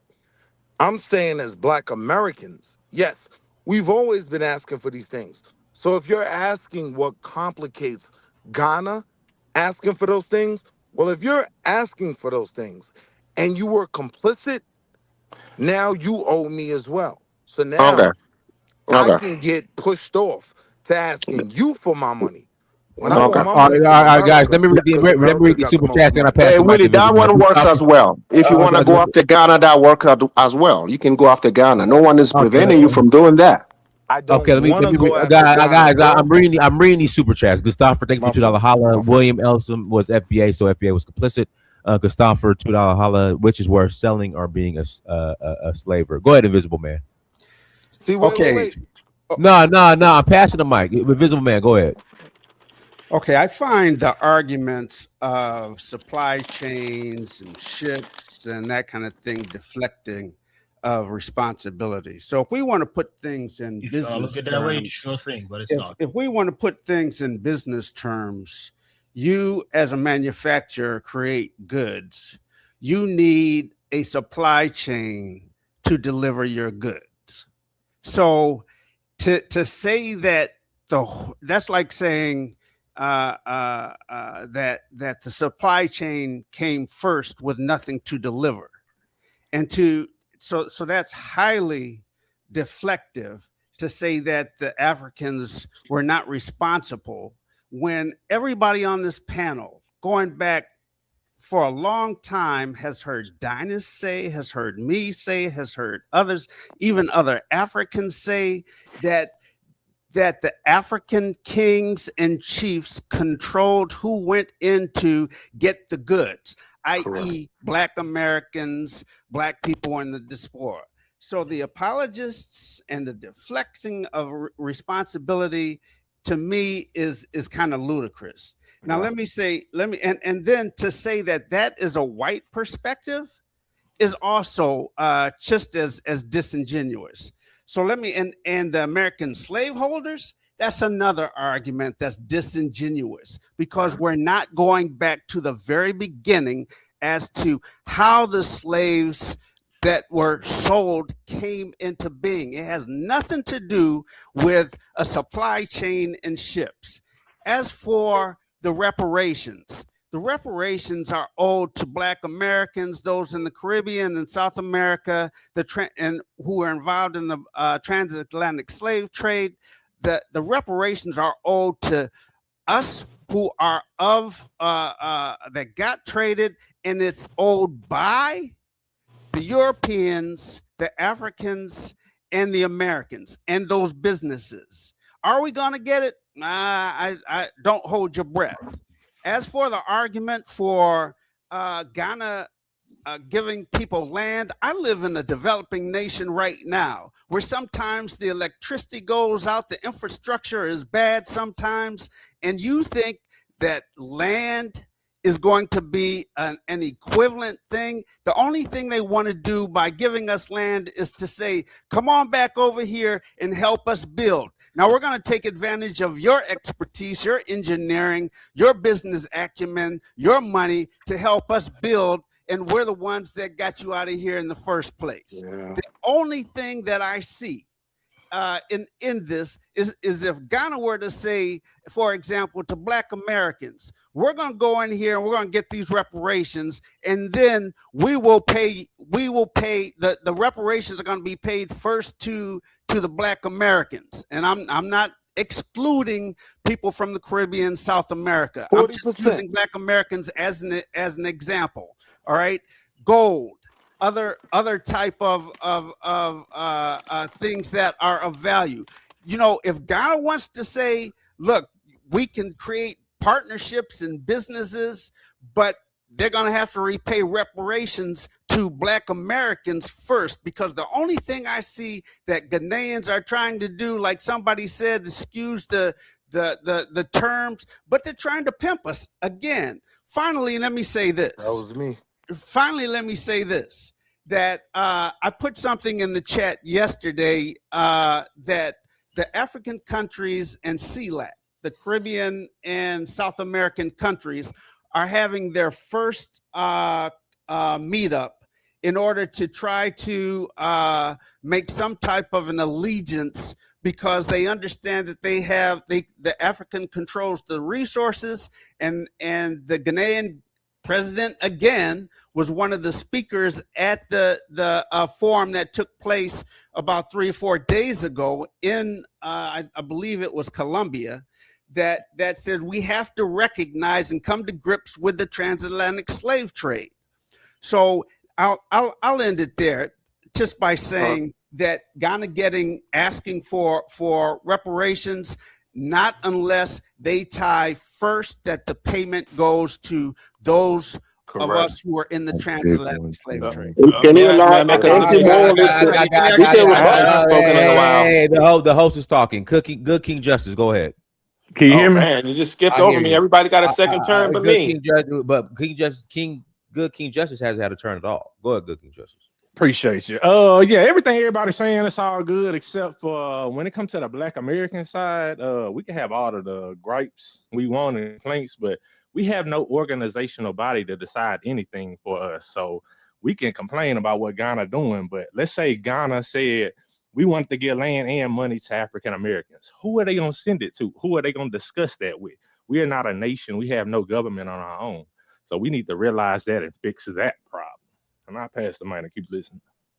That's true, if I may go next. That's true, but at least we have a task force that has been set up, that did a feasibility study, that came out with the badges and harms that we suffered, with criteria of how much it should be, and how much and what you have to qualify to get it, and then a agency that's supposed to be handling that for the state of California. Now that can be used for the entire country. That research can be used. It goes beyond HR 40 or whatever that is.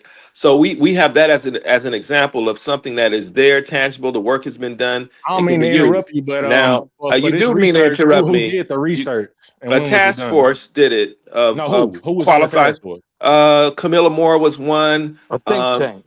Darity was part of it. I only asked that because Cobra did this before everybody. Yeah, but we're not talking about Cobra when they did it. We're talking about this was done 3 years ago, and it was good. It was a good study. So now the last point I want to make is that I think Ghana, has a right to go for reparations, but not for our harms, but for the harms that were done to them by the United Kingdom, by Great Britain. Agreed. And now you could chalk that off. You could chalk that off to war, and they lost the war. You could chalk that, but then the white folks could argue that we were the spoils of war, and that they shouldn't pay us shit because we're the spoils of war, and they shouldn't pay us nothing, because that's what happens when you win, you get the booty. So, or they could just get their own body of African Americans and then give them the money and then say, we paid y'all. This is what I'm saying. We haven't agreed on who represents us to be speaking on these matters. Tariq Nasheed is speaking on that behalf. Yeah, so we gotta go to him for that. We have states that have these committees and task force that are in different states. California is not the only one that has a task force committee. There's task force committees that are in many states right now that are organizing around reparations. Not Tariq. Y'all not getting. Wait a minute. This claiming that we're spoils of war, we gotta shut that down right now. First of all, the transatlantic slave trade and slavery. I gotta go, guys. It was a pleasure. General, hold on. We gotta shut this down. The transatlantic slave trade has been designated a crime against humanity. Slavery, past, present, because there's still slavery in the world, is declared as a crime against humanity. So it could never be spoils of war. And when you have a crime against humanity, guess what? As long as there's survivors and descendants of that crime, there's no statute of limitations. So what are you talking? Gaza is a crime against humanity, but if Israel's telling a story, Gaza is not a crime against humanity. There's all kinds of crimes against humanity, but who's telling the story? Hold on. Whose turn is it speaking? Is it be honest, I want to speak and just leave and let the people speak. Okay, Passport King, you done? Passport King, are you Oh done? yeah. The last thing I was gonna say, because they keep trying to do this "I got you" question, claiming that there's one slave owner that owns slave. Okay, you know what? Let's give them that. You had over 200 documented slave rebellions, and they all didn't fail like Nat Turner. Many were successful. You also Facts. had the Underground Railroad that was ran and composed by ex-slaves, Facts. freedmen, and white abolitionists. Where's the abolitionist that was coming from Africa to free enslaved Negroes in the United States, anywhere during those centuries from colonial America to the USA? This is why Ghana has no claim for reparations. They are not victims, they are implicit in the crime. And I'm going to land my plane there. Yeah, Adonis, can I follow Yeah, suit? go ahead. Go ahead. Go ahead. Yeah, I feel like we're already in the courtroom. I don't want to sit in the courtroom here. People already know who's guilty, who's not guilty, who's supposed to pay, who's not supposed to pay. And I'm here to tell everybody good luck. File your claim, and then we shall witness exactly what you're going to get out of it. You see what I'm saying? That's the very thing that why Ghana, initiated that. The bickering, the whinery. That's why we can't get nothing. You see what I'm saying? And I'm sad to sit here and tell people we need to go after the information first and see exactly what we can do, like in the Caribbean, in America. But these people are sitting here pointing blames. Ghana already did what they're supposed to be doing. So there's nothing you can do about it. You can whine all day. You can point finger all day. Ghana already took the step. You did not at the United Nations level. You did not. The We're next not a time when I hear nation. Donis, if you come on here, you tell Donis, Black American also went to the United Nations. I That's will not respect that. true. That's Before not that, true. We don't oh have well, to go But to that's the not true no, United no, no, because no, a no, Nations. no, no, no. Hold collective, on, hold on, hold a on. Don't collective Okay, say started in Ghana, Durban. Ghana, Ghana has the backing. Ghana has the backing of 54 Let me know when I nations. could go, Dennis. Ghana I has the just backing of 54 nations in Africa.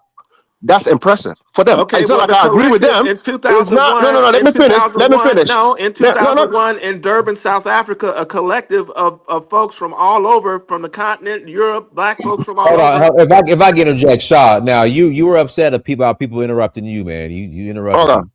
Okay, Sha. Thanks for letting me know.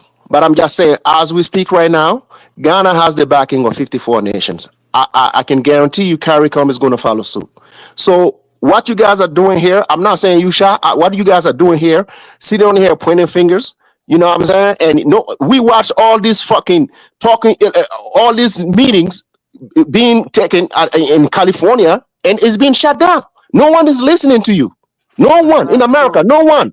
So keep doing what you're doing, and when you get your reparation, we will applaud it. Thank you. Bye. All right, so Dennis, Yo, here's the Dennis, thing, right? go on. My bad. There's a separate argument that's being made, right? Maybe we should piecemeal reparations, right? So if it comes to something like education, it's already documented. Plessy versus Ferguson, different other things, right? That America has wronged us.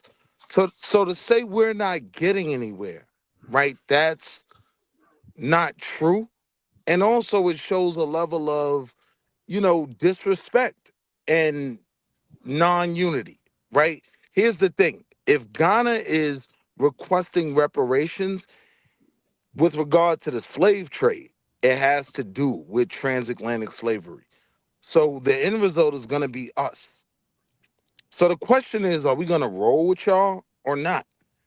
Now, if you're expecting us to support Ghana in this fight, the question then becomes, what is in it for Black Americans? If nothing is in it for us, what does it benefit us to have America pay Ghana before paying us? That's literally how simple it gets, right? We have been making progress in terms of asking for reparations. Haven't got it yet. I agree. But no one's gotten it. Africa hasn't gotten any form of reparations for the things De Beers and King Leopold did, right? Now, if Africa, the Congo wants to go against King Leopold, I support that, right? Let's attack them from every angle. But if we're not unified, then the potential becomes that we're opposed. So I'm saying, as an American, I'll never support America paying Ghana reparations if it doesn't directly affect Black people. That's how simple it gets. So it's like, are we working together or not? If we're not working together, Ghana has no argument. They shouldn't be doing that anyway, though. They I'm should Ghana. saying, That's but not hear Ghana's what I'm place saying, bro. to represent 50 million of us over here in our harms and badges. But they're not representing us. They're representing how they were wronged, right? But if they're But using us that's to make their argument, that's all. I'm with it. If they're saying 40% of this money is going to go to the Black Americans that we unfortunately sold. Okay, let's stop there. Let's stop there. If that 40% got decided, how is it going to get to us? Through what apparatus? We will However, use California. if it We'll hold on, use California as an hold on. example. Like Nah, that whole no. thing. We're not using. No, I'm talking about Yeah, from we Ghana can. to us. California. Who they gonna talk to? They have an agency that. Hold on. California was eminent domain. That's a directly U.S. argument.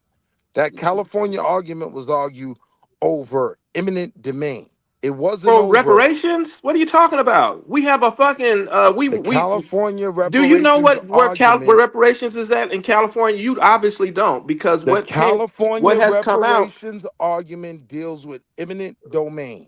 It deals with the U.S. government building highways through black Yeah, communities. but we're past that though. That was in the task force No, we're stuff. not. We're past that. Even at this point, this is where California is at.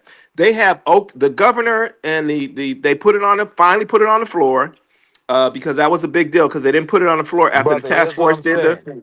after the Ghana task force has did all of nothing their to do work. with the Wait a minute, reparations claim you're making. California is actually going forward with You would paying agree with me, reparations, Ghana has nothing to do with that but they reparations haven't bill you're allocated talking money about. toward reparations. And once California does this, it's going to set a precedent for the rest of the But you would country agree with me, and the Ghana federal has government. nothing to do with that. Is it But the San I'm saying Francisco to the ones where they're talking brother's about saying 5 that million? the brother's saying we don't have any formal setups to receive or to advocate or whatever. And I'm saying that we can use California because the agency that they're actually setting up will be the agency that will take in the money and distribute the money. People will qualify through this agency, and that can be the boilerplate that can be used in a statewide or nationwide. So again, like I said, right, one of the things I focus on is the arguments we can win, right? So if we strictly focus on education and we're saying whatever we get from Ghana, America, wherever, right, we're going to put that into black education. That remedies your problem of having nowhere to direct the money.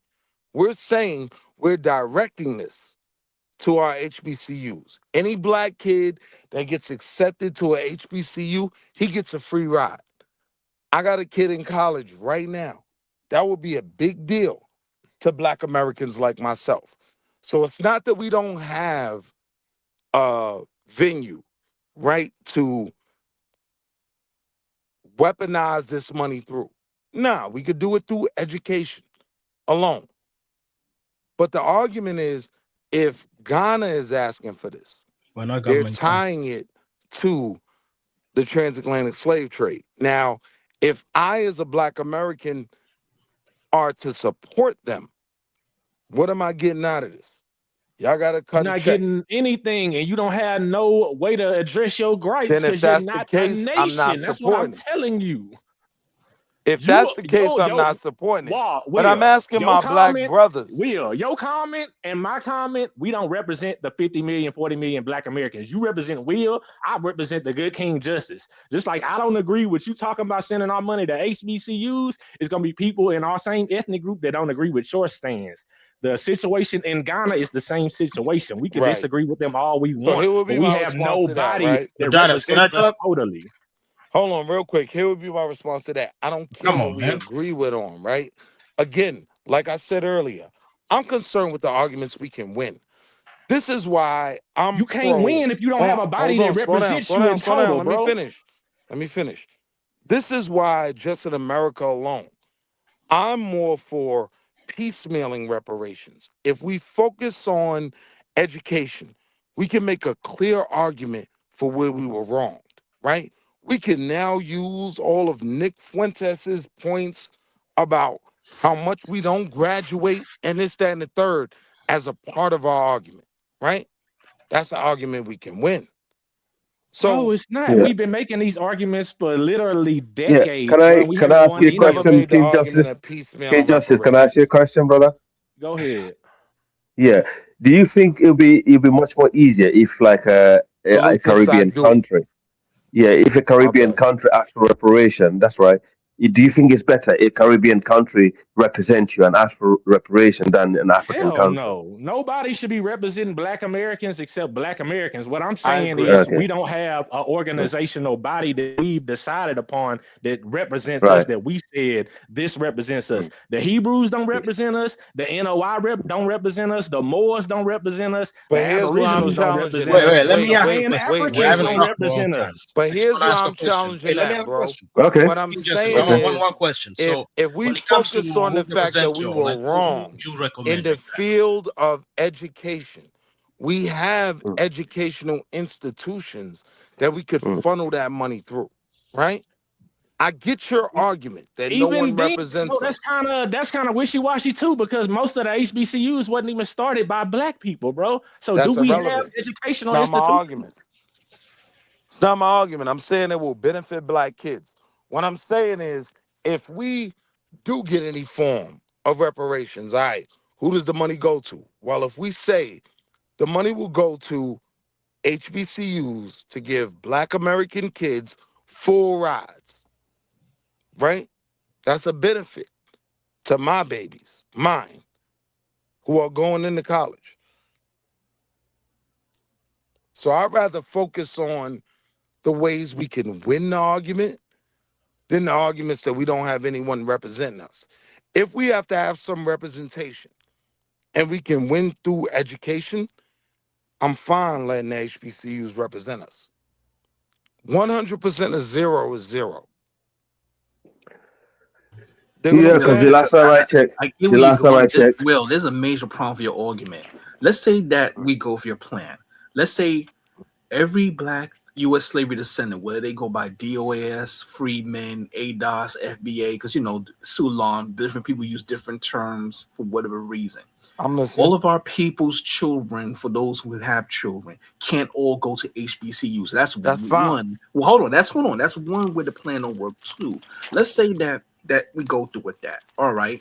After the HBCUs, then what? They're gonna apply for So jobs, right? that's a How's that good gonna question. help Wait, wait, them? wait, wait, wait. That's a good question. So You after see what we I'm saying? get That didn't something, fix the problem. You just but wait, basically after we get something on the books for education, now it's documented. We were wronged. We won our fight. We can use that fight to fight other fights. that's a Land retarded argument ownership. because you know why? Because Yeah, if you Hey, do hey, it bro. guy, that guy, I way, got, I hold got, on. I If you gotta do it read these that, super chats. I gotta if pass you the do mic it that real way and quick. try I to gotta come read these again super later, chats. you know what gonna I gotta say? read these super chats. I gotta We read these gave super you chats. reparations I already. gotta read these super chats. Let them read the super chats. Gustaffer, thank you for $2 holla. FBAs could ask for 1% of Ghana gold profits. Gustaffer, thank you for $5 holla. Y'all think Ghana did this out of a vacuum? Ghana has the most African Americans living in Ghana. This is not just Ghana doing it. Y'all should get behind Ghana. Cameroon, Breezy Goat, 903, thank you for $4.99 holla. Ghana doing what Haiti should have done 50 years. Diane is buying into FBA rhetoric. Sad. Passport King, you ignorant, and Ghana were getting enslaved on their land. Gustaffer, thank you for $5 holla. Y'all haven't got anywhere with asking for reparations. Ghana is having a go at it. Get behind it and stop hating. Y'all trying. Africans turn fighting. Baba G Day, Afolabi, $2 holla. Please, can I get the StreamYard link to join? Yes, you can. All right, go ahead, Prince. Yeah, hello. I've joined in a bit late. Hello, everybody. I didn't even know you Hello. was talking about. I didn't even know you was talking about yeah. Ghana tonight. But the spirits are just calling me, say, "Hey, get on the dance field," and I see Ghana. So what's your problem with Ghana this time? What's happening, bro? What's happening, people? Come on, They're Come Ghana, on, asking for bro. Ghana. You're not reparations. even listening. You don't even know what we're talking about. They're I guess, asking I for guess, I guess Talking I about do. reparations reparations on specifically behalf of tied to the us. transatlantic Right. slave trade. Okay, I don't. That's The the latest topic. I heard about a couple of hours ago was that our president will be going to America, to the UN specifically, and to be addressing the African American people. I thought he made it quite clear that he was going there to present to the UN that UN need to recognize that slavery is a crime against humanity. That's all he's going to do. He's not going to do that on your behalf. It's I not on our appreciate Yeah. it. behalf, Sure. man. Yeah, It's a No, right. it is on play. our Hey, behalf. Yeah, all yeah, right, right. hang on. You see, sometimes living in the West, you like to think you're the only black people that matters. But listen to me very carefully, okay? It was Africans on a slave ship, okay? Whether Africans helped out or not, it was Africans on the slave ship. And out of the 60-odd slave castles or dungeons around Africa, 41 of them are in Ghana. So our location meant that we, whether we like it or not, played a role. And as a result of that, it's important if we now have a president, okay? Because Ghana didn't exist back then. Different kingdom exists. None of the countries now existed back then. I see. Right? Knew it was It's coming with that. important, of course, because you know that's a fact. You got to come with a Well, fact. guess when you what? go to Nah, school. but Ghana I Don't know inherited the interrupt me. debts Ghana's of those Don't interrupt kingdoms. reparations, me. Ghana's please. Hello, responsible. don't interrupt me. Bro, Don't it's interrupt me. simple. Ghana's Don't reparations, Hey please. guys, let Louis speak. Let Louis speak. Go ahead, Louis. All right, my fault. You see the problem we have, okay? The last great leader you had, you didn't get behind him. We just buried him 2 weeks ago, Jesse Jackson. You're not selecting a new one. There are people on the African continent, at least they got leaders you can represent. If they're putting their neck out, We love let them do Jesse. their job. No, let them put their neck out, and then you can go and speak to them, blah, blah, blah, what's going on. Because Ghana is not, a president is not going alone. He's got African Americans on the ground advising him as well. And they've asked him to do this. Africa have asked Ghana to do this. So please, we're doing our best, bro. We're So doing our you've been best. missing the point that I've been making, right? Like, I don't have a problem with supporting Ghana in the effort. The question is, if it's based on anything outside of Ghanaian borders, right, it's going to come back, if it's the transatlantic slavery, to Black Americans. The question then Yeah. becomes, if Ghana gets cut the check, what are y'all on record Ghana, saying y'all are listen, going to do for Black America? That's the right. question. Listen. Nothing. Ghana, I'm sure if you ask the leadership, will tell you they're not looking for money from anyone in particular. Okay, we got land. Out of No, this, that's we what didn't. reparations is Yeah, about, but though. listen to me. Right.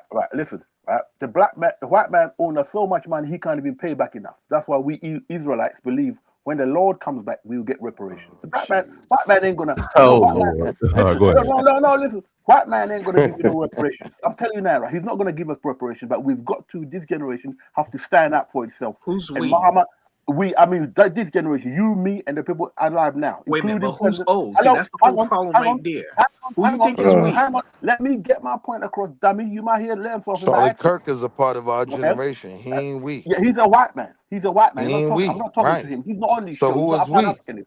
The black people. Okay, you don't count yourself Which as black That's up people? to Because you. the only people that go by black is Black Americans in the USA. That's stupid. And the Caribbeans. And the That's stupid. Caribbean. Yeah. Even the And the Caribbeans be Caribbean. on some BS, but it's And the really black Hello, people in the USA. Caribbean. So So I who the would is agree we? with Caribbean that in the deserves Caribbean. reparations. Hello. Can we be civilized for a minute? Okay. Everybody with Afro hair coming out their scalp is a black person. That's All not right. true. Okay. That's true. That's 100% true. Okay. And we represent this generation. And Mahama is our president leader that we've selected in Ghana. So he's going to represent us. And if you don't like it, you speak against it. That's all. Have you ever heard of the Moors? I know more about the Moors than you. So the Moors are people with 4C hair growing out their head that denounce black in every shape, form, and fashion. No, they didn't. Just because you're brown doesn't mean No, they you didn't. claim So they're black. black. The Moors, some of the Moors are black, some of them are not. Most of them multi, What the multi Moors claim is that claiming black they're Moors are black. multi-ethnic legally. people. Hello. Hold Do you know on. where the word Moor come from? What language it comes from? It's not what we dealing with. Let me help you. It's Latin for black. No, Okay? it's I mean, Moor- we Yeah, not Moors talking is about that right now, bro. mulatto. It's mixed That Wait a wasn't minute. black the mixed Hello. with point. brown skin. The No. point is that in the average Let me Brown make Moors skin. my point. conversation, Let me make they my will point, tell my brother. black Americans, Oh right, God. our flaw is claiming black. They don't claim black. So everyone is in black, as you said. That was the Thank only you. point But in it's a bringing up the difference between the Moors. Moor sign symbol and the historic Moors. Them two totally different people. Okay, I'm talking about the ancient Moors who occupied Spain and Portugal and that. That's what I'm talking about. Yeah, them Hey, are can Berbers. I jump in? Then I'm going to drop off, gentlemen. So let me say this to the person who said that no black Americans or no black people in the diaspora have asked for reparations. There has been someone who created the Permanent Forum on People of African Descent that has requested reparations for everybody in the diaspora, and her name is SB Campbell Barr. She's Campbell. I Costa know Rican, Campbell. and Yep. she's Costa Rican. And so let me say this. I think, like I said before, that we're going to be holding our breath to get reparations. So I think we need to game it. In my mind, just to thinking about things now, we need to game it so that, especially Black Americans, because we know we are very sophisticated in business, all things business, that we create businesses that take, along with partnership of African countries, where we create those mining businesses, those trading interests, et cetera, for all of the minerals that then we know that the West needs. That way we are assured of getting the profits from those, and it kind of neutralizes America from saying, no, we're not going to do business with you, because we've got Black American interests and other Caribbean interests that are holding the reins to that, so that then we are providing those minerals to the Western interest. I think we need to game it out so that there is a partnership. And that's the strategic. I agree. I'm going to stop there and let you guys argue. That's been my point. I agree. Listen, we need to do it strategically. The type of Black people that were building Atlanta, that famous mayor that died, that built Atlanta, those type of Black people don't no longer exist, man. Oh, come on, man. I've said over and over, I'm from Detroit. We have people who have created businesses that are in the hundreds of millions right now. Still in Africa, brother. And we have I said make partnerships, strategic partnerships with those people that are in New York. The Black financial people on Wall Street are highly sophisticated. The manufacturers in Detroit are highly sophisticated. Yeah, I believe they're there, but we lack organization. That's all. I believe they're there. That's the point. We can have all the billionaires and millionaires and professional white collar Black people we want, until we have an organizational body that the majority of Black Americans agree on, that represent us. All of this is mute. None of this is gonna go anywhere. I disagree. Yeah, I agree with that. Can we let you I'm a cardinal member of the Boule, right? I say that all the time. That's on W.E.B. Du Bois and the Dead Homies, right? Like, everybody is not going to be involved in the restructuring. It's not a thing of everyone voting on something. It's the thing of those of us who are able to establish some level of power doing the things that benefit our people. That's yes, not and then you have to get the everybody. people that don't have the same amount of power as you to agree on your plan to support you. They're gonna agree, bro. If it The white layman, the white layman that doesn't have any money, he is supported by the white aristocrat that has all the plans and the money. The irony: the biggest roadblock for reparations for Black Americans hasn't, believe it or not, this is gonna sound crazy, hasn't been the Republicans. It's been the Democrats, and I know y'all hate this word. It's been Why the would you cheddars. say that? It's been the it's Black Democrats Americans, and the because cheddars. we We don't got have Black any money. immigrants Hold on. and first generation Black Americans who made it into politics, and whenever reparations come up, they're quick to say no. Some of them would even be so bold to say no, Black Americans shouldn't get it because my people can't get it. They've been the biggest roadblocks. Now we got Black Americans that'll say the same thing. We don't need reparations. I have not heard Black Americans Now, say the only that. reason I don't agree with that, though, is when you do something specific like HR 40, right? That did come from Sheila Jackson Lee. Hold on. It did come from the leftist Democratic side of things, right? You're not going to get HR 40 from the Republican side. So I'm not going to put all that smut on the Democratic name that those Blacks who are in some position there. The Democrats are playing games. I mean, I wouldn't disagree with that. Yeah, HR 40 really didn't have no teeth. Let's be honest. It was calling for a study of reparations, not to give us no money, bro. No, that's the problem, right? HR 40 at least got white America to agree. Yeah, this is a grievance that we do probably owe for. Let's just consider how we would make them whole. That's what. Why do you say it gave white Americans the chance to agree? It's no consensus from white America on whether we getting reparations. When they passed that Stop Asian but Hate again, bill, like, they didn't just make it against the law like I to said with so Black people, right? It was giving I'm not money. looking for everyone to agree, right? It's not about agreement. I'm looking for the majority of white people don't agree. But what I'm saying is the white people that are in power were acknowledging, yes, we No, can they won't. acknowledge Mitch McConnell said it, straight up, I'm not giving y'all reparations, bro. he's Donald won. Trump has never He's said he's giving us won. But reparations. wait. He's won. You had people on the not only the Republican side, but you had what's the broad from the Green Party, the white broad. She was running on reparations. Then They you don't have have a no ton power. of Jill people. Stein, bro. Jill Stein. She Then you don't have a have no bunch of power, hear what man. I'm saying? Hear what I'm saying? Then you have a bunch of people on the Democratic side, white people, who are saying we can acknowledge this. We don't know how to make it right.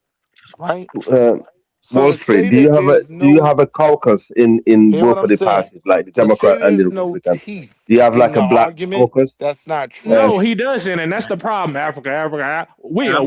Okay. This is what I'm saying. Yeah. Will, what's the problem with Minister Farrakhan, Umar Johnson, Tariq Nasheed, all coming together, getting in a room and saying we don't agree on shit, but what They we have need no to agree on political is power. that we are the ones that has the masses' attention. If The we form a problem is they governmental don't. body, they will listen to us. The problem is Right. they don't, right? You cannot compare the following of the Democratic Party and the black community to anything Umar Johnson has. Right. I Listen, didn't just say literally go Umar as Johnson. I far. said Umar, Tariq, Minister Hear me Farrakhan. out. I'm talking Hear about me out. everybody that's black I that was has a gonna respond to following. them too. Right. I think can we I get a think sorry guys. Hold on. Let me Sorry, I respond real think quick, should bro. yeah, From I the think Black Gina is American waiting. space, let me respond. Man, you've been talking, bro. Come on, let us Yeah, speak. yeah. All right, Let me I'll wait. ask. I'll I'm wait. asking. I'll wait. I just want to ask a basic question. Please, can I speak? I'll be very quick, brother. I just want to ask All a right, basic okay. question, All right. right? From Gina, where? wait after Louis can come in. Right. From I'm speaking as a Ghanaian right now, okay? Because we don't want to upset everybody and so on, but we are representing Ghana. We are black people, whether you like it or not. Now, No, you're not. Ghana is not black. Don't play that what game. do you mean, black, Ghana? bro. Let's just move on, man. Hey, don't go there. Ghana's Ghanaian, but go ahead. Make your point. Yeah. The point is, okay, right? Ghana is going there to bring forth to the United Nations to accept that the biggest crime against humanity was this slave trade. That's Correct. the main thing they're going there to do. Correct. Okay, I don't think you should be mad at that. I think you should get behind that. No We're one's not mad at mad that. The That's a question fact. is, No one's what are arguing y'all that's a gonna fact. do for those that were wronged by it?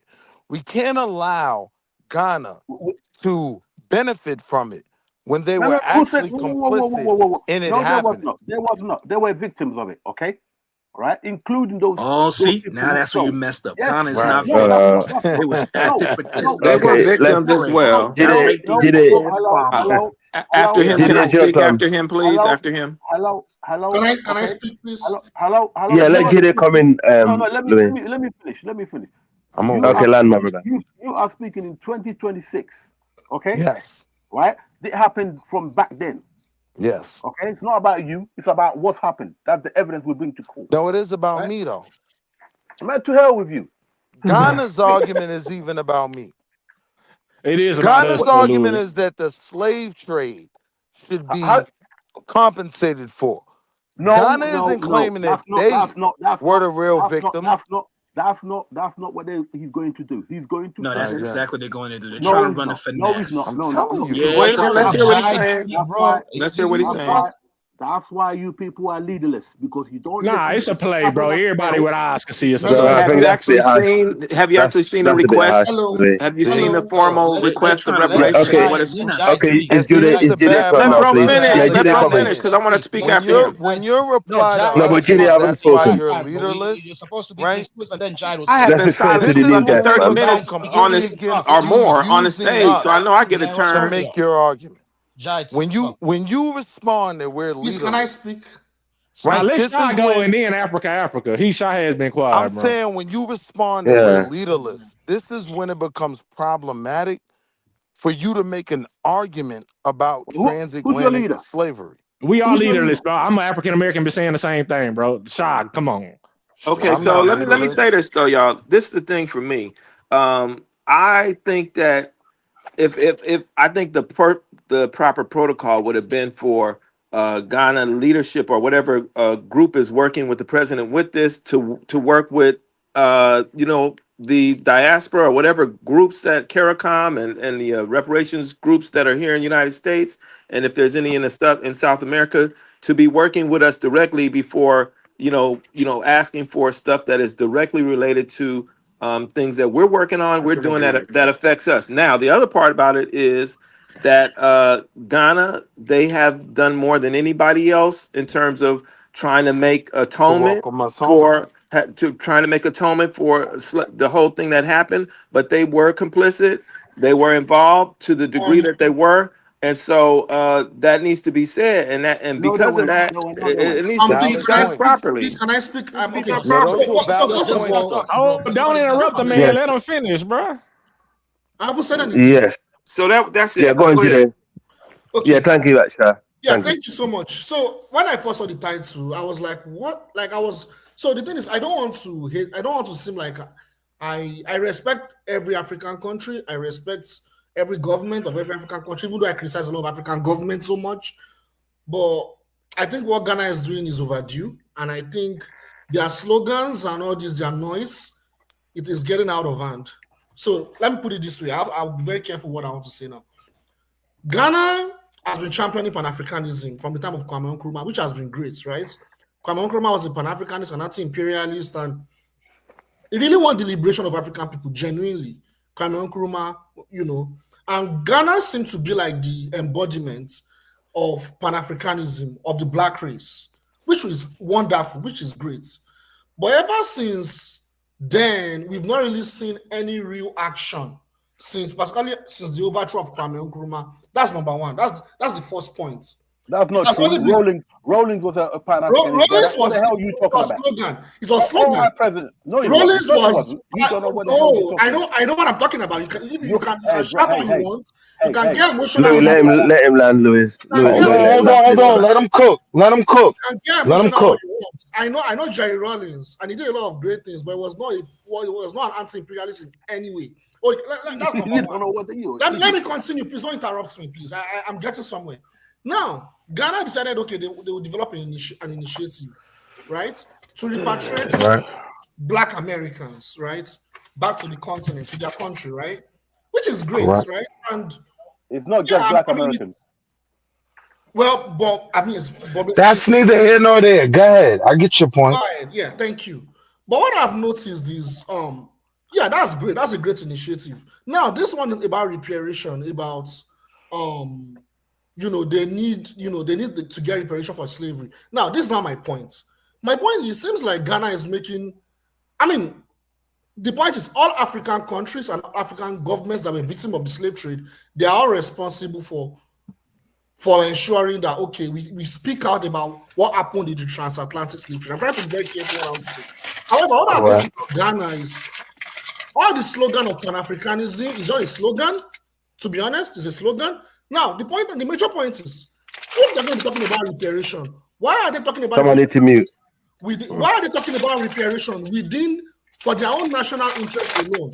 Because people talking about reparation, they're opening a can of worms. Will, can you mute, can you mute, please, man? They're opening a can of worms. What I mean a can of worms, number one, Ghana was not even they were not even the major victims of the slave trade.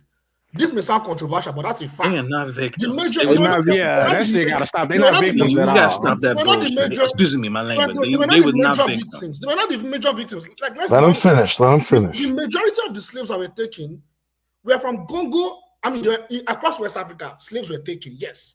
But hold on, time out. Why y'all always do this? If the Ghanaians want to blame the Congolese, y'all want to blame Nigeria. Bro, let him finish.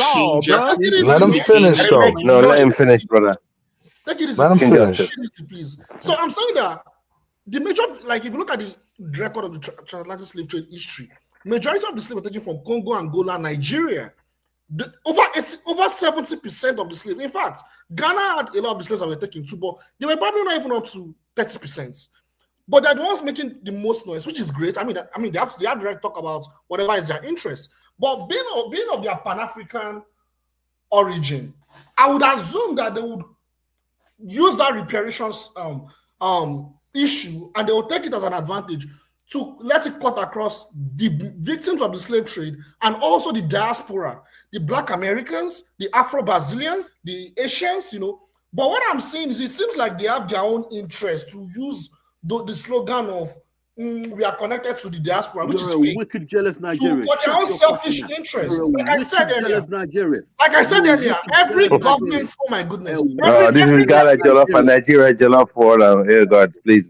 We don't want to hear that, man. every Nigerian, every African government, Hold on, let him finish because I get what he's saying. every African government is that were, like I said, that were historically affected by the slave trade have the right to talk about reparation. But I think it should be a collective thing in cooperation with the African diaspora, the Black Americans. Because if they're just talking about themselves being having reparations, and they are just making themselves make it seem like they are the ones that. So now, my brother, here's where we're. This is divisive from Ghana. It is divisive. It's not wise from them. Here's where we're aligned, brother.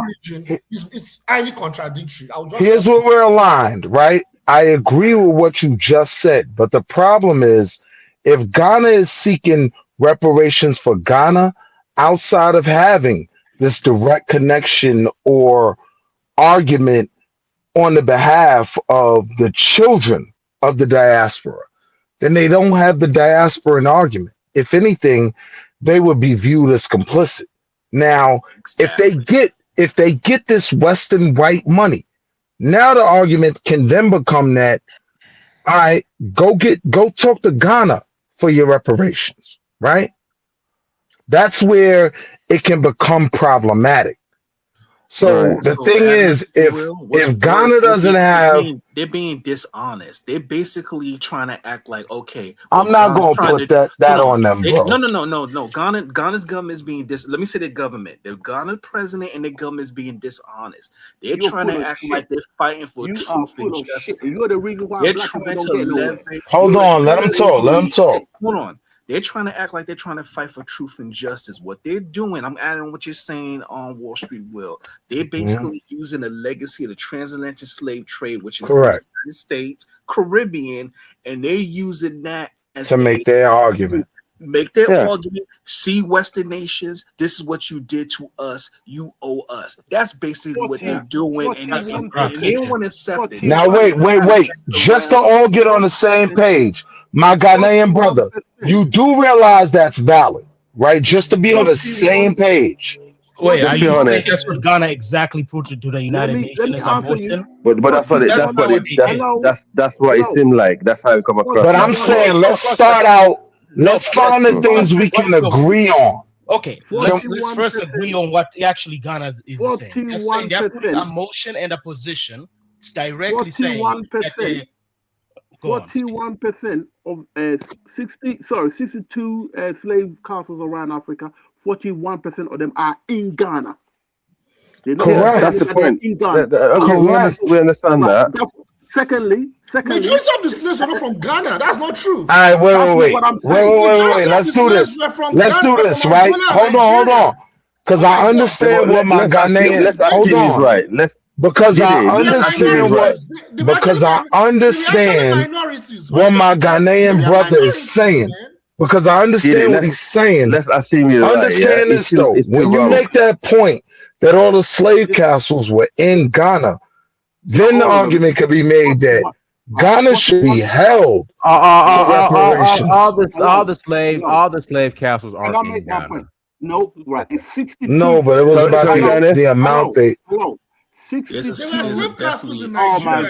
was about the amount they have. Hold on. I understand the point the brother was making. Right. That just means they was complicit. Hello. Don't be stupid. Wait. My African brother. Hold on. 2 seconds. 2 seconds. You. Oh, brother, I'm gonna lose my train of thought. Okay. Go ahead, Louis. When you're sailing on the ship, especially in the old days, you listen. You go to Heathrow Airport. You get on a plane. 6 hours to Ghana. It's quick. Okay. If you're on a ship, you reverse it back. Wind ship. It was the direct route. Was directly. We are on the Meridian line. 0.00%. Ghana is the center of the world. So it was easier for them to get to where we were.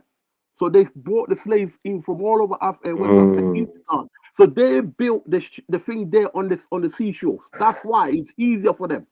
Okay, Ghana didn't choose for that to happen. That just happened. 2, the gold was coming from there, and other trade was coming from there. The question, I know, don't interrupt honestly, me, Africa. Let me finish, Africa. Tired of your okay. little jabs against Ghana as well. Okay, tell me why, if this Nigerian want to come on here and say this, and that, why ain't Nigeria doing it? Tell me that. Why are you They're not doing But that. they haven't done it. That's the way you're interpreting it. That's not what. That's not no, what the way I'm saying. interpreting it. I'm not trying to make it seem like it's Nigeria is my left friend, alone. What I'm saying, I don't want is to. Ghana is making. Ghana was asked. What I'm saying is Ghana was asked to do it on behalf of Africa and the Caribbeans. The Caribbean. I mean, if they was asked to do it, on behalf of the United States we need to find that out. We need to That's what we need to find out. I agree, Charlie. One mic. Louis, it is not even yeah, Ghana. Jide, 1 second. It is Brazil, not even Ghana. Come on. So if what Louis is saying, if that's true, then obviously that will change the whole concept of the conversation. It would. But that's something we need to find out. Okay? Yeah, But, and it's probably part of that thing I was talking about that started in 2001. They've been doing stuff over time. Yes. You know? So, let's deal with the argument in the construct of 2026, right? We all know that there were numerous groups that were, responsible for a portion of this atrocity. The conversation now is Ghana is asking for reparations, right? No, they for how they were dealt with. Have you read it? We have clarity on what have you actually read the formal ask? That's the thing. A lot Come of on, have bro. you actually read the formal ask? I'm the one that brought up the conference of Accra. So right? you read it. So you read their formal ask of Thank you. reparations. Yes. If Ghana is asking on behalf, I'm the one, I'm the one that brought up the conference of Accra, right? I'm trying to deal with it in a post 2020 argument. I'm not worried about going back to all the different groups that were liable. What I'm saying is in 2026, Ghana is asking Western nations for reparations, right? No, they're not. And what they're attaching their argument to. Hold on. You're framing it. Let him finish his point. The argument is that Ghana in 2026 is asking for reparations, and they're attaching it to the transatlantic slave trade. Now, an argument can very well be made that they were wrong. But if you're using all the crimes of the transatlantic slave trade, which have to do with Black America, you have to bring Black America in on any reparations you will be receiving. No. If you do that, I'm willing to support we it. don't have to do that, but we're doing that because we got African Americans. Well, if you don't have to do that, you're not going to get Black American support. Hold on. You have to because no, listen. I'll stop it right after this. Look. I'm on the website. It says activists have said reparations should go beyond direct financial payments to also include developmental aid for countries. The required amount for compensation will be decided through a negotiated settlement that will benefit the masses, said Nkechi Taapa, director of U.S.-based reparation education project. This is from the Accra conference that you was talking about. So they saying we gotta work together. We've gotta work together. It has to be an African American. Wait, hold on. I can't hear nobody. Jade, go ahead, and I got to pass it to Gustavo because Gustavo been. Yeah, thank you so much. Let me make everything simple for you guys. I'm not blaming Ghana. What I'm saying is Ghana is overstepping beyond initiatives that is not being done the right way. They are overstepping their boundary in trying to make reparations. They are overstepping it because they're not doing it the right way. Because it seems like they're portraying it like it's only them that are the victim of the slave trade. So let me use an example. What? If you look at they're making the fight. Interrupting me. Let them talk. Let me talk. The point I'm making is you can see an average Black American. It doesn't even have to be a Black American. It can be a Brazilian, an Afro-Brazilian. And they will do their ancestry. And they may not even have up to even 1% of Ghanaian ancestry. They may have Nigerian ancestry, Congolese ancestry, Beninese ancestry. So the point I'm making is that those countries to be affected. So this is a very sensitive topic for Ghana to just say, oh, we will not need reparations.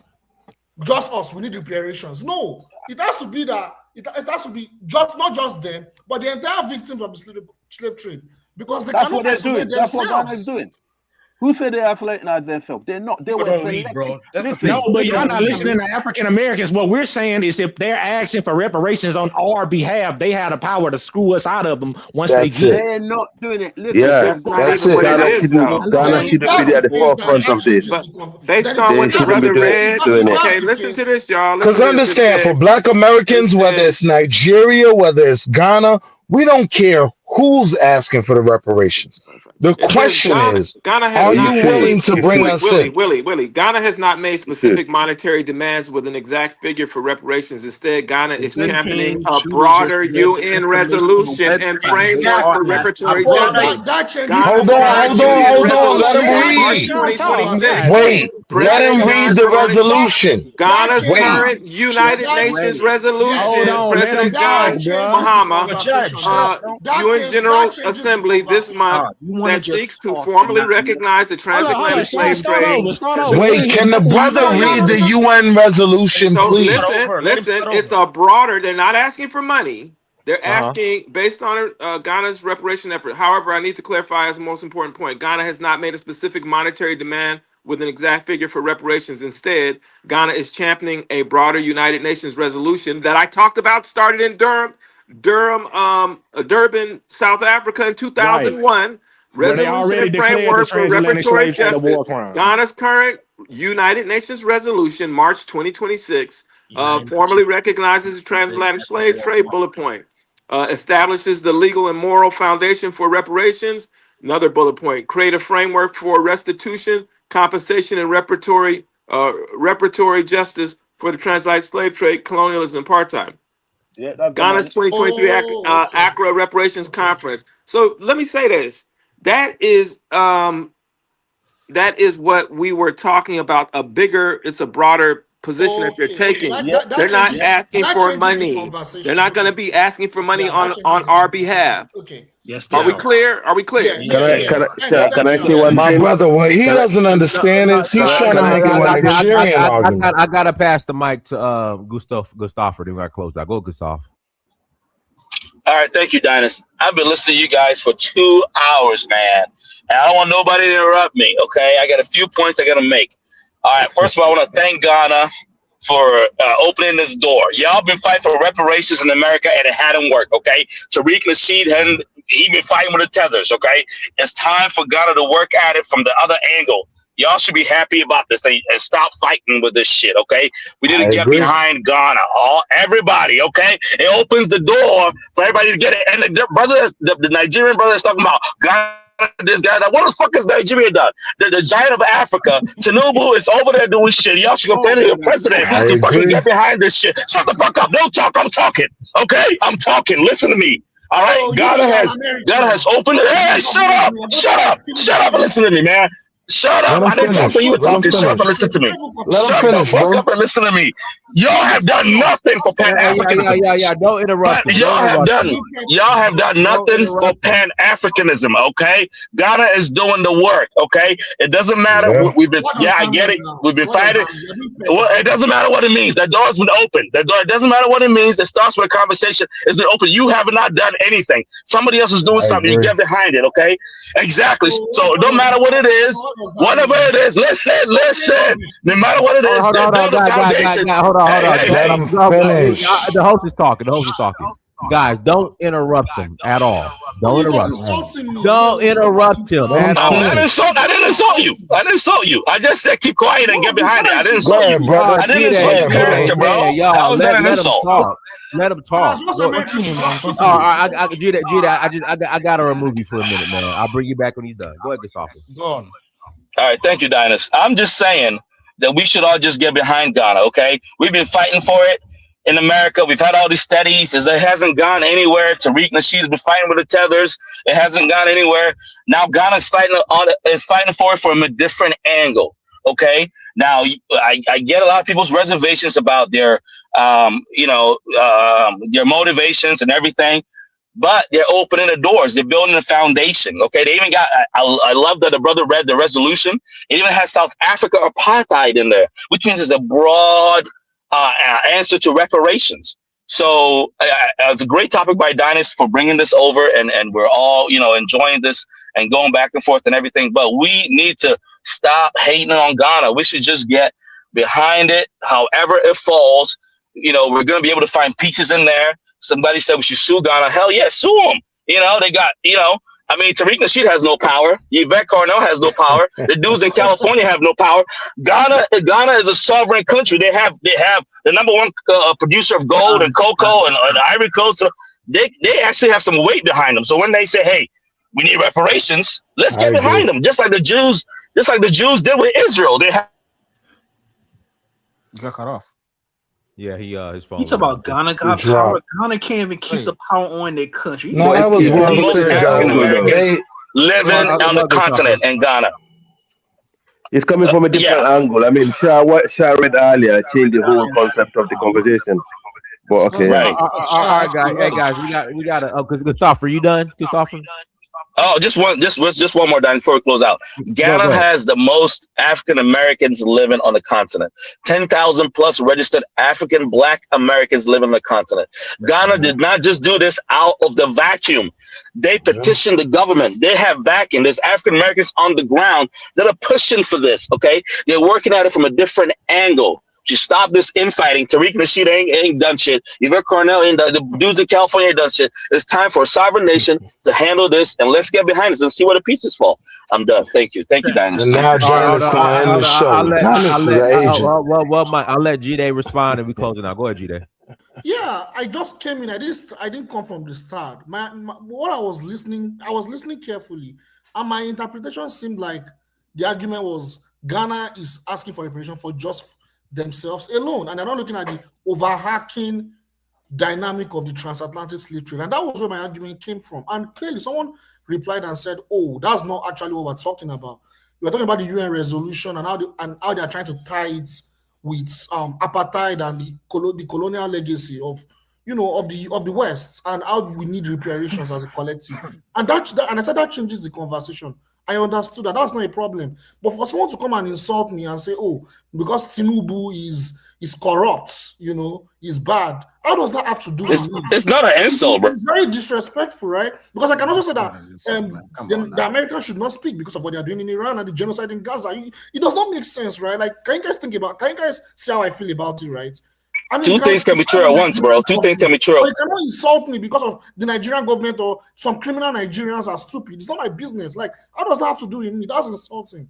That was why I had to respond that way. I get that. It changes the conversation. Thank you. I get that. It wasn't about you. It's about African Americans, bro. Yeah, it wasn't about you. It wasn't even about Nigeria. It wasn't. Yeah, that's the trouble when people shout over each other. I mean, the whole concept of the conversation could be misunderstood. So the argument became. The argument became from. Wait, I haven't spoken a lot. I'd like to think. Real quick though, the argument became from other African brothers that it was problematic that Ghana was pushing for reparations. That was where it kind of went left between the Nigerians and the Ghanaians.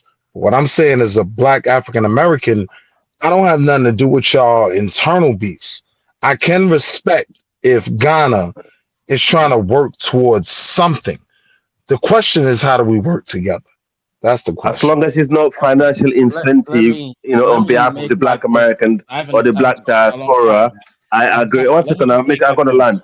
As long as it's not financial incentive for Ghana to benefit in, the sweat of the African Americans and the Caribbean in the diaspora, I'm fine with that. If they're making a legal case, I'm fine with that. As long as it's not financial incentive. I'm out. Thank you very much, Dennis. I'm 100% with you. Anti-moralist, we got to close out. Go ahead, anti-moralist. Close it out. Anyways, first of all, thank you, Shah, for actually reading it, because often the problem comes when people don't actually read things and they just assume a lot of things. Because, again, that's what I was trying to say, that what Ghana's proposing was a resolution about the transatlantic trade, apartheid and everything. They propose a resolution. That has nothing to do about how the payments, who should get the payment and things like that. They were bringing it up so to make sure the conversation doesn't die out and it actually bring that to the international order. But what African Americans or Caribbeans can ask for, will have to first make sure that conversation doesn't die. For example, I actually wanted to ask a question, but I think that it's going to take too long. So I'm just going to say it, is that when it comes to what African Americans can get, it has to be a conversation that happens internally. But that will have to happen. It's like the only person I can think of that actually makes a good argument is a person called Dr. Claude Anderson. But he's not the one who's usually having the conversation. That's just one person out of many. You want to involve economists, you want to involve historians. Those are the people who can actually make those kind of good arguments. But that's going to be up to the African Americans who actually want, or Black Americans or FBA. I don't know how you. Well said. Well said. That's up to those people.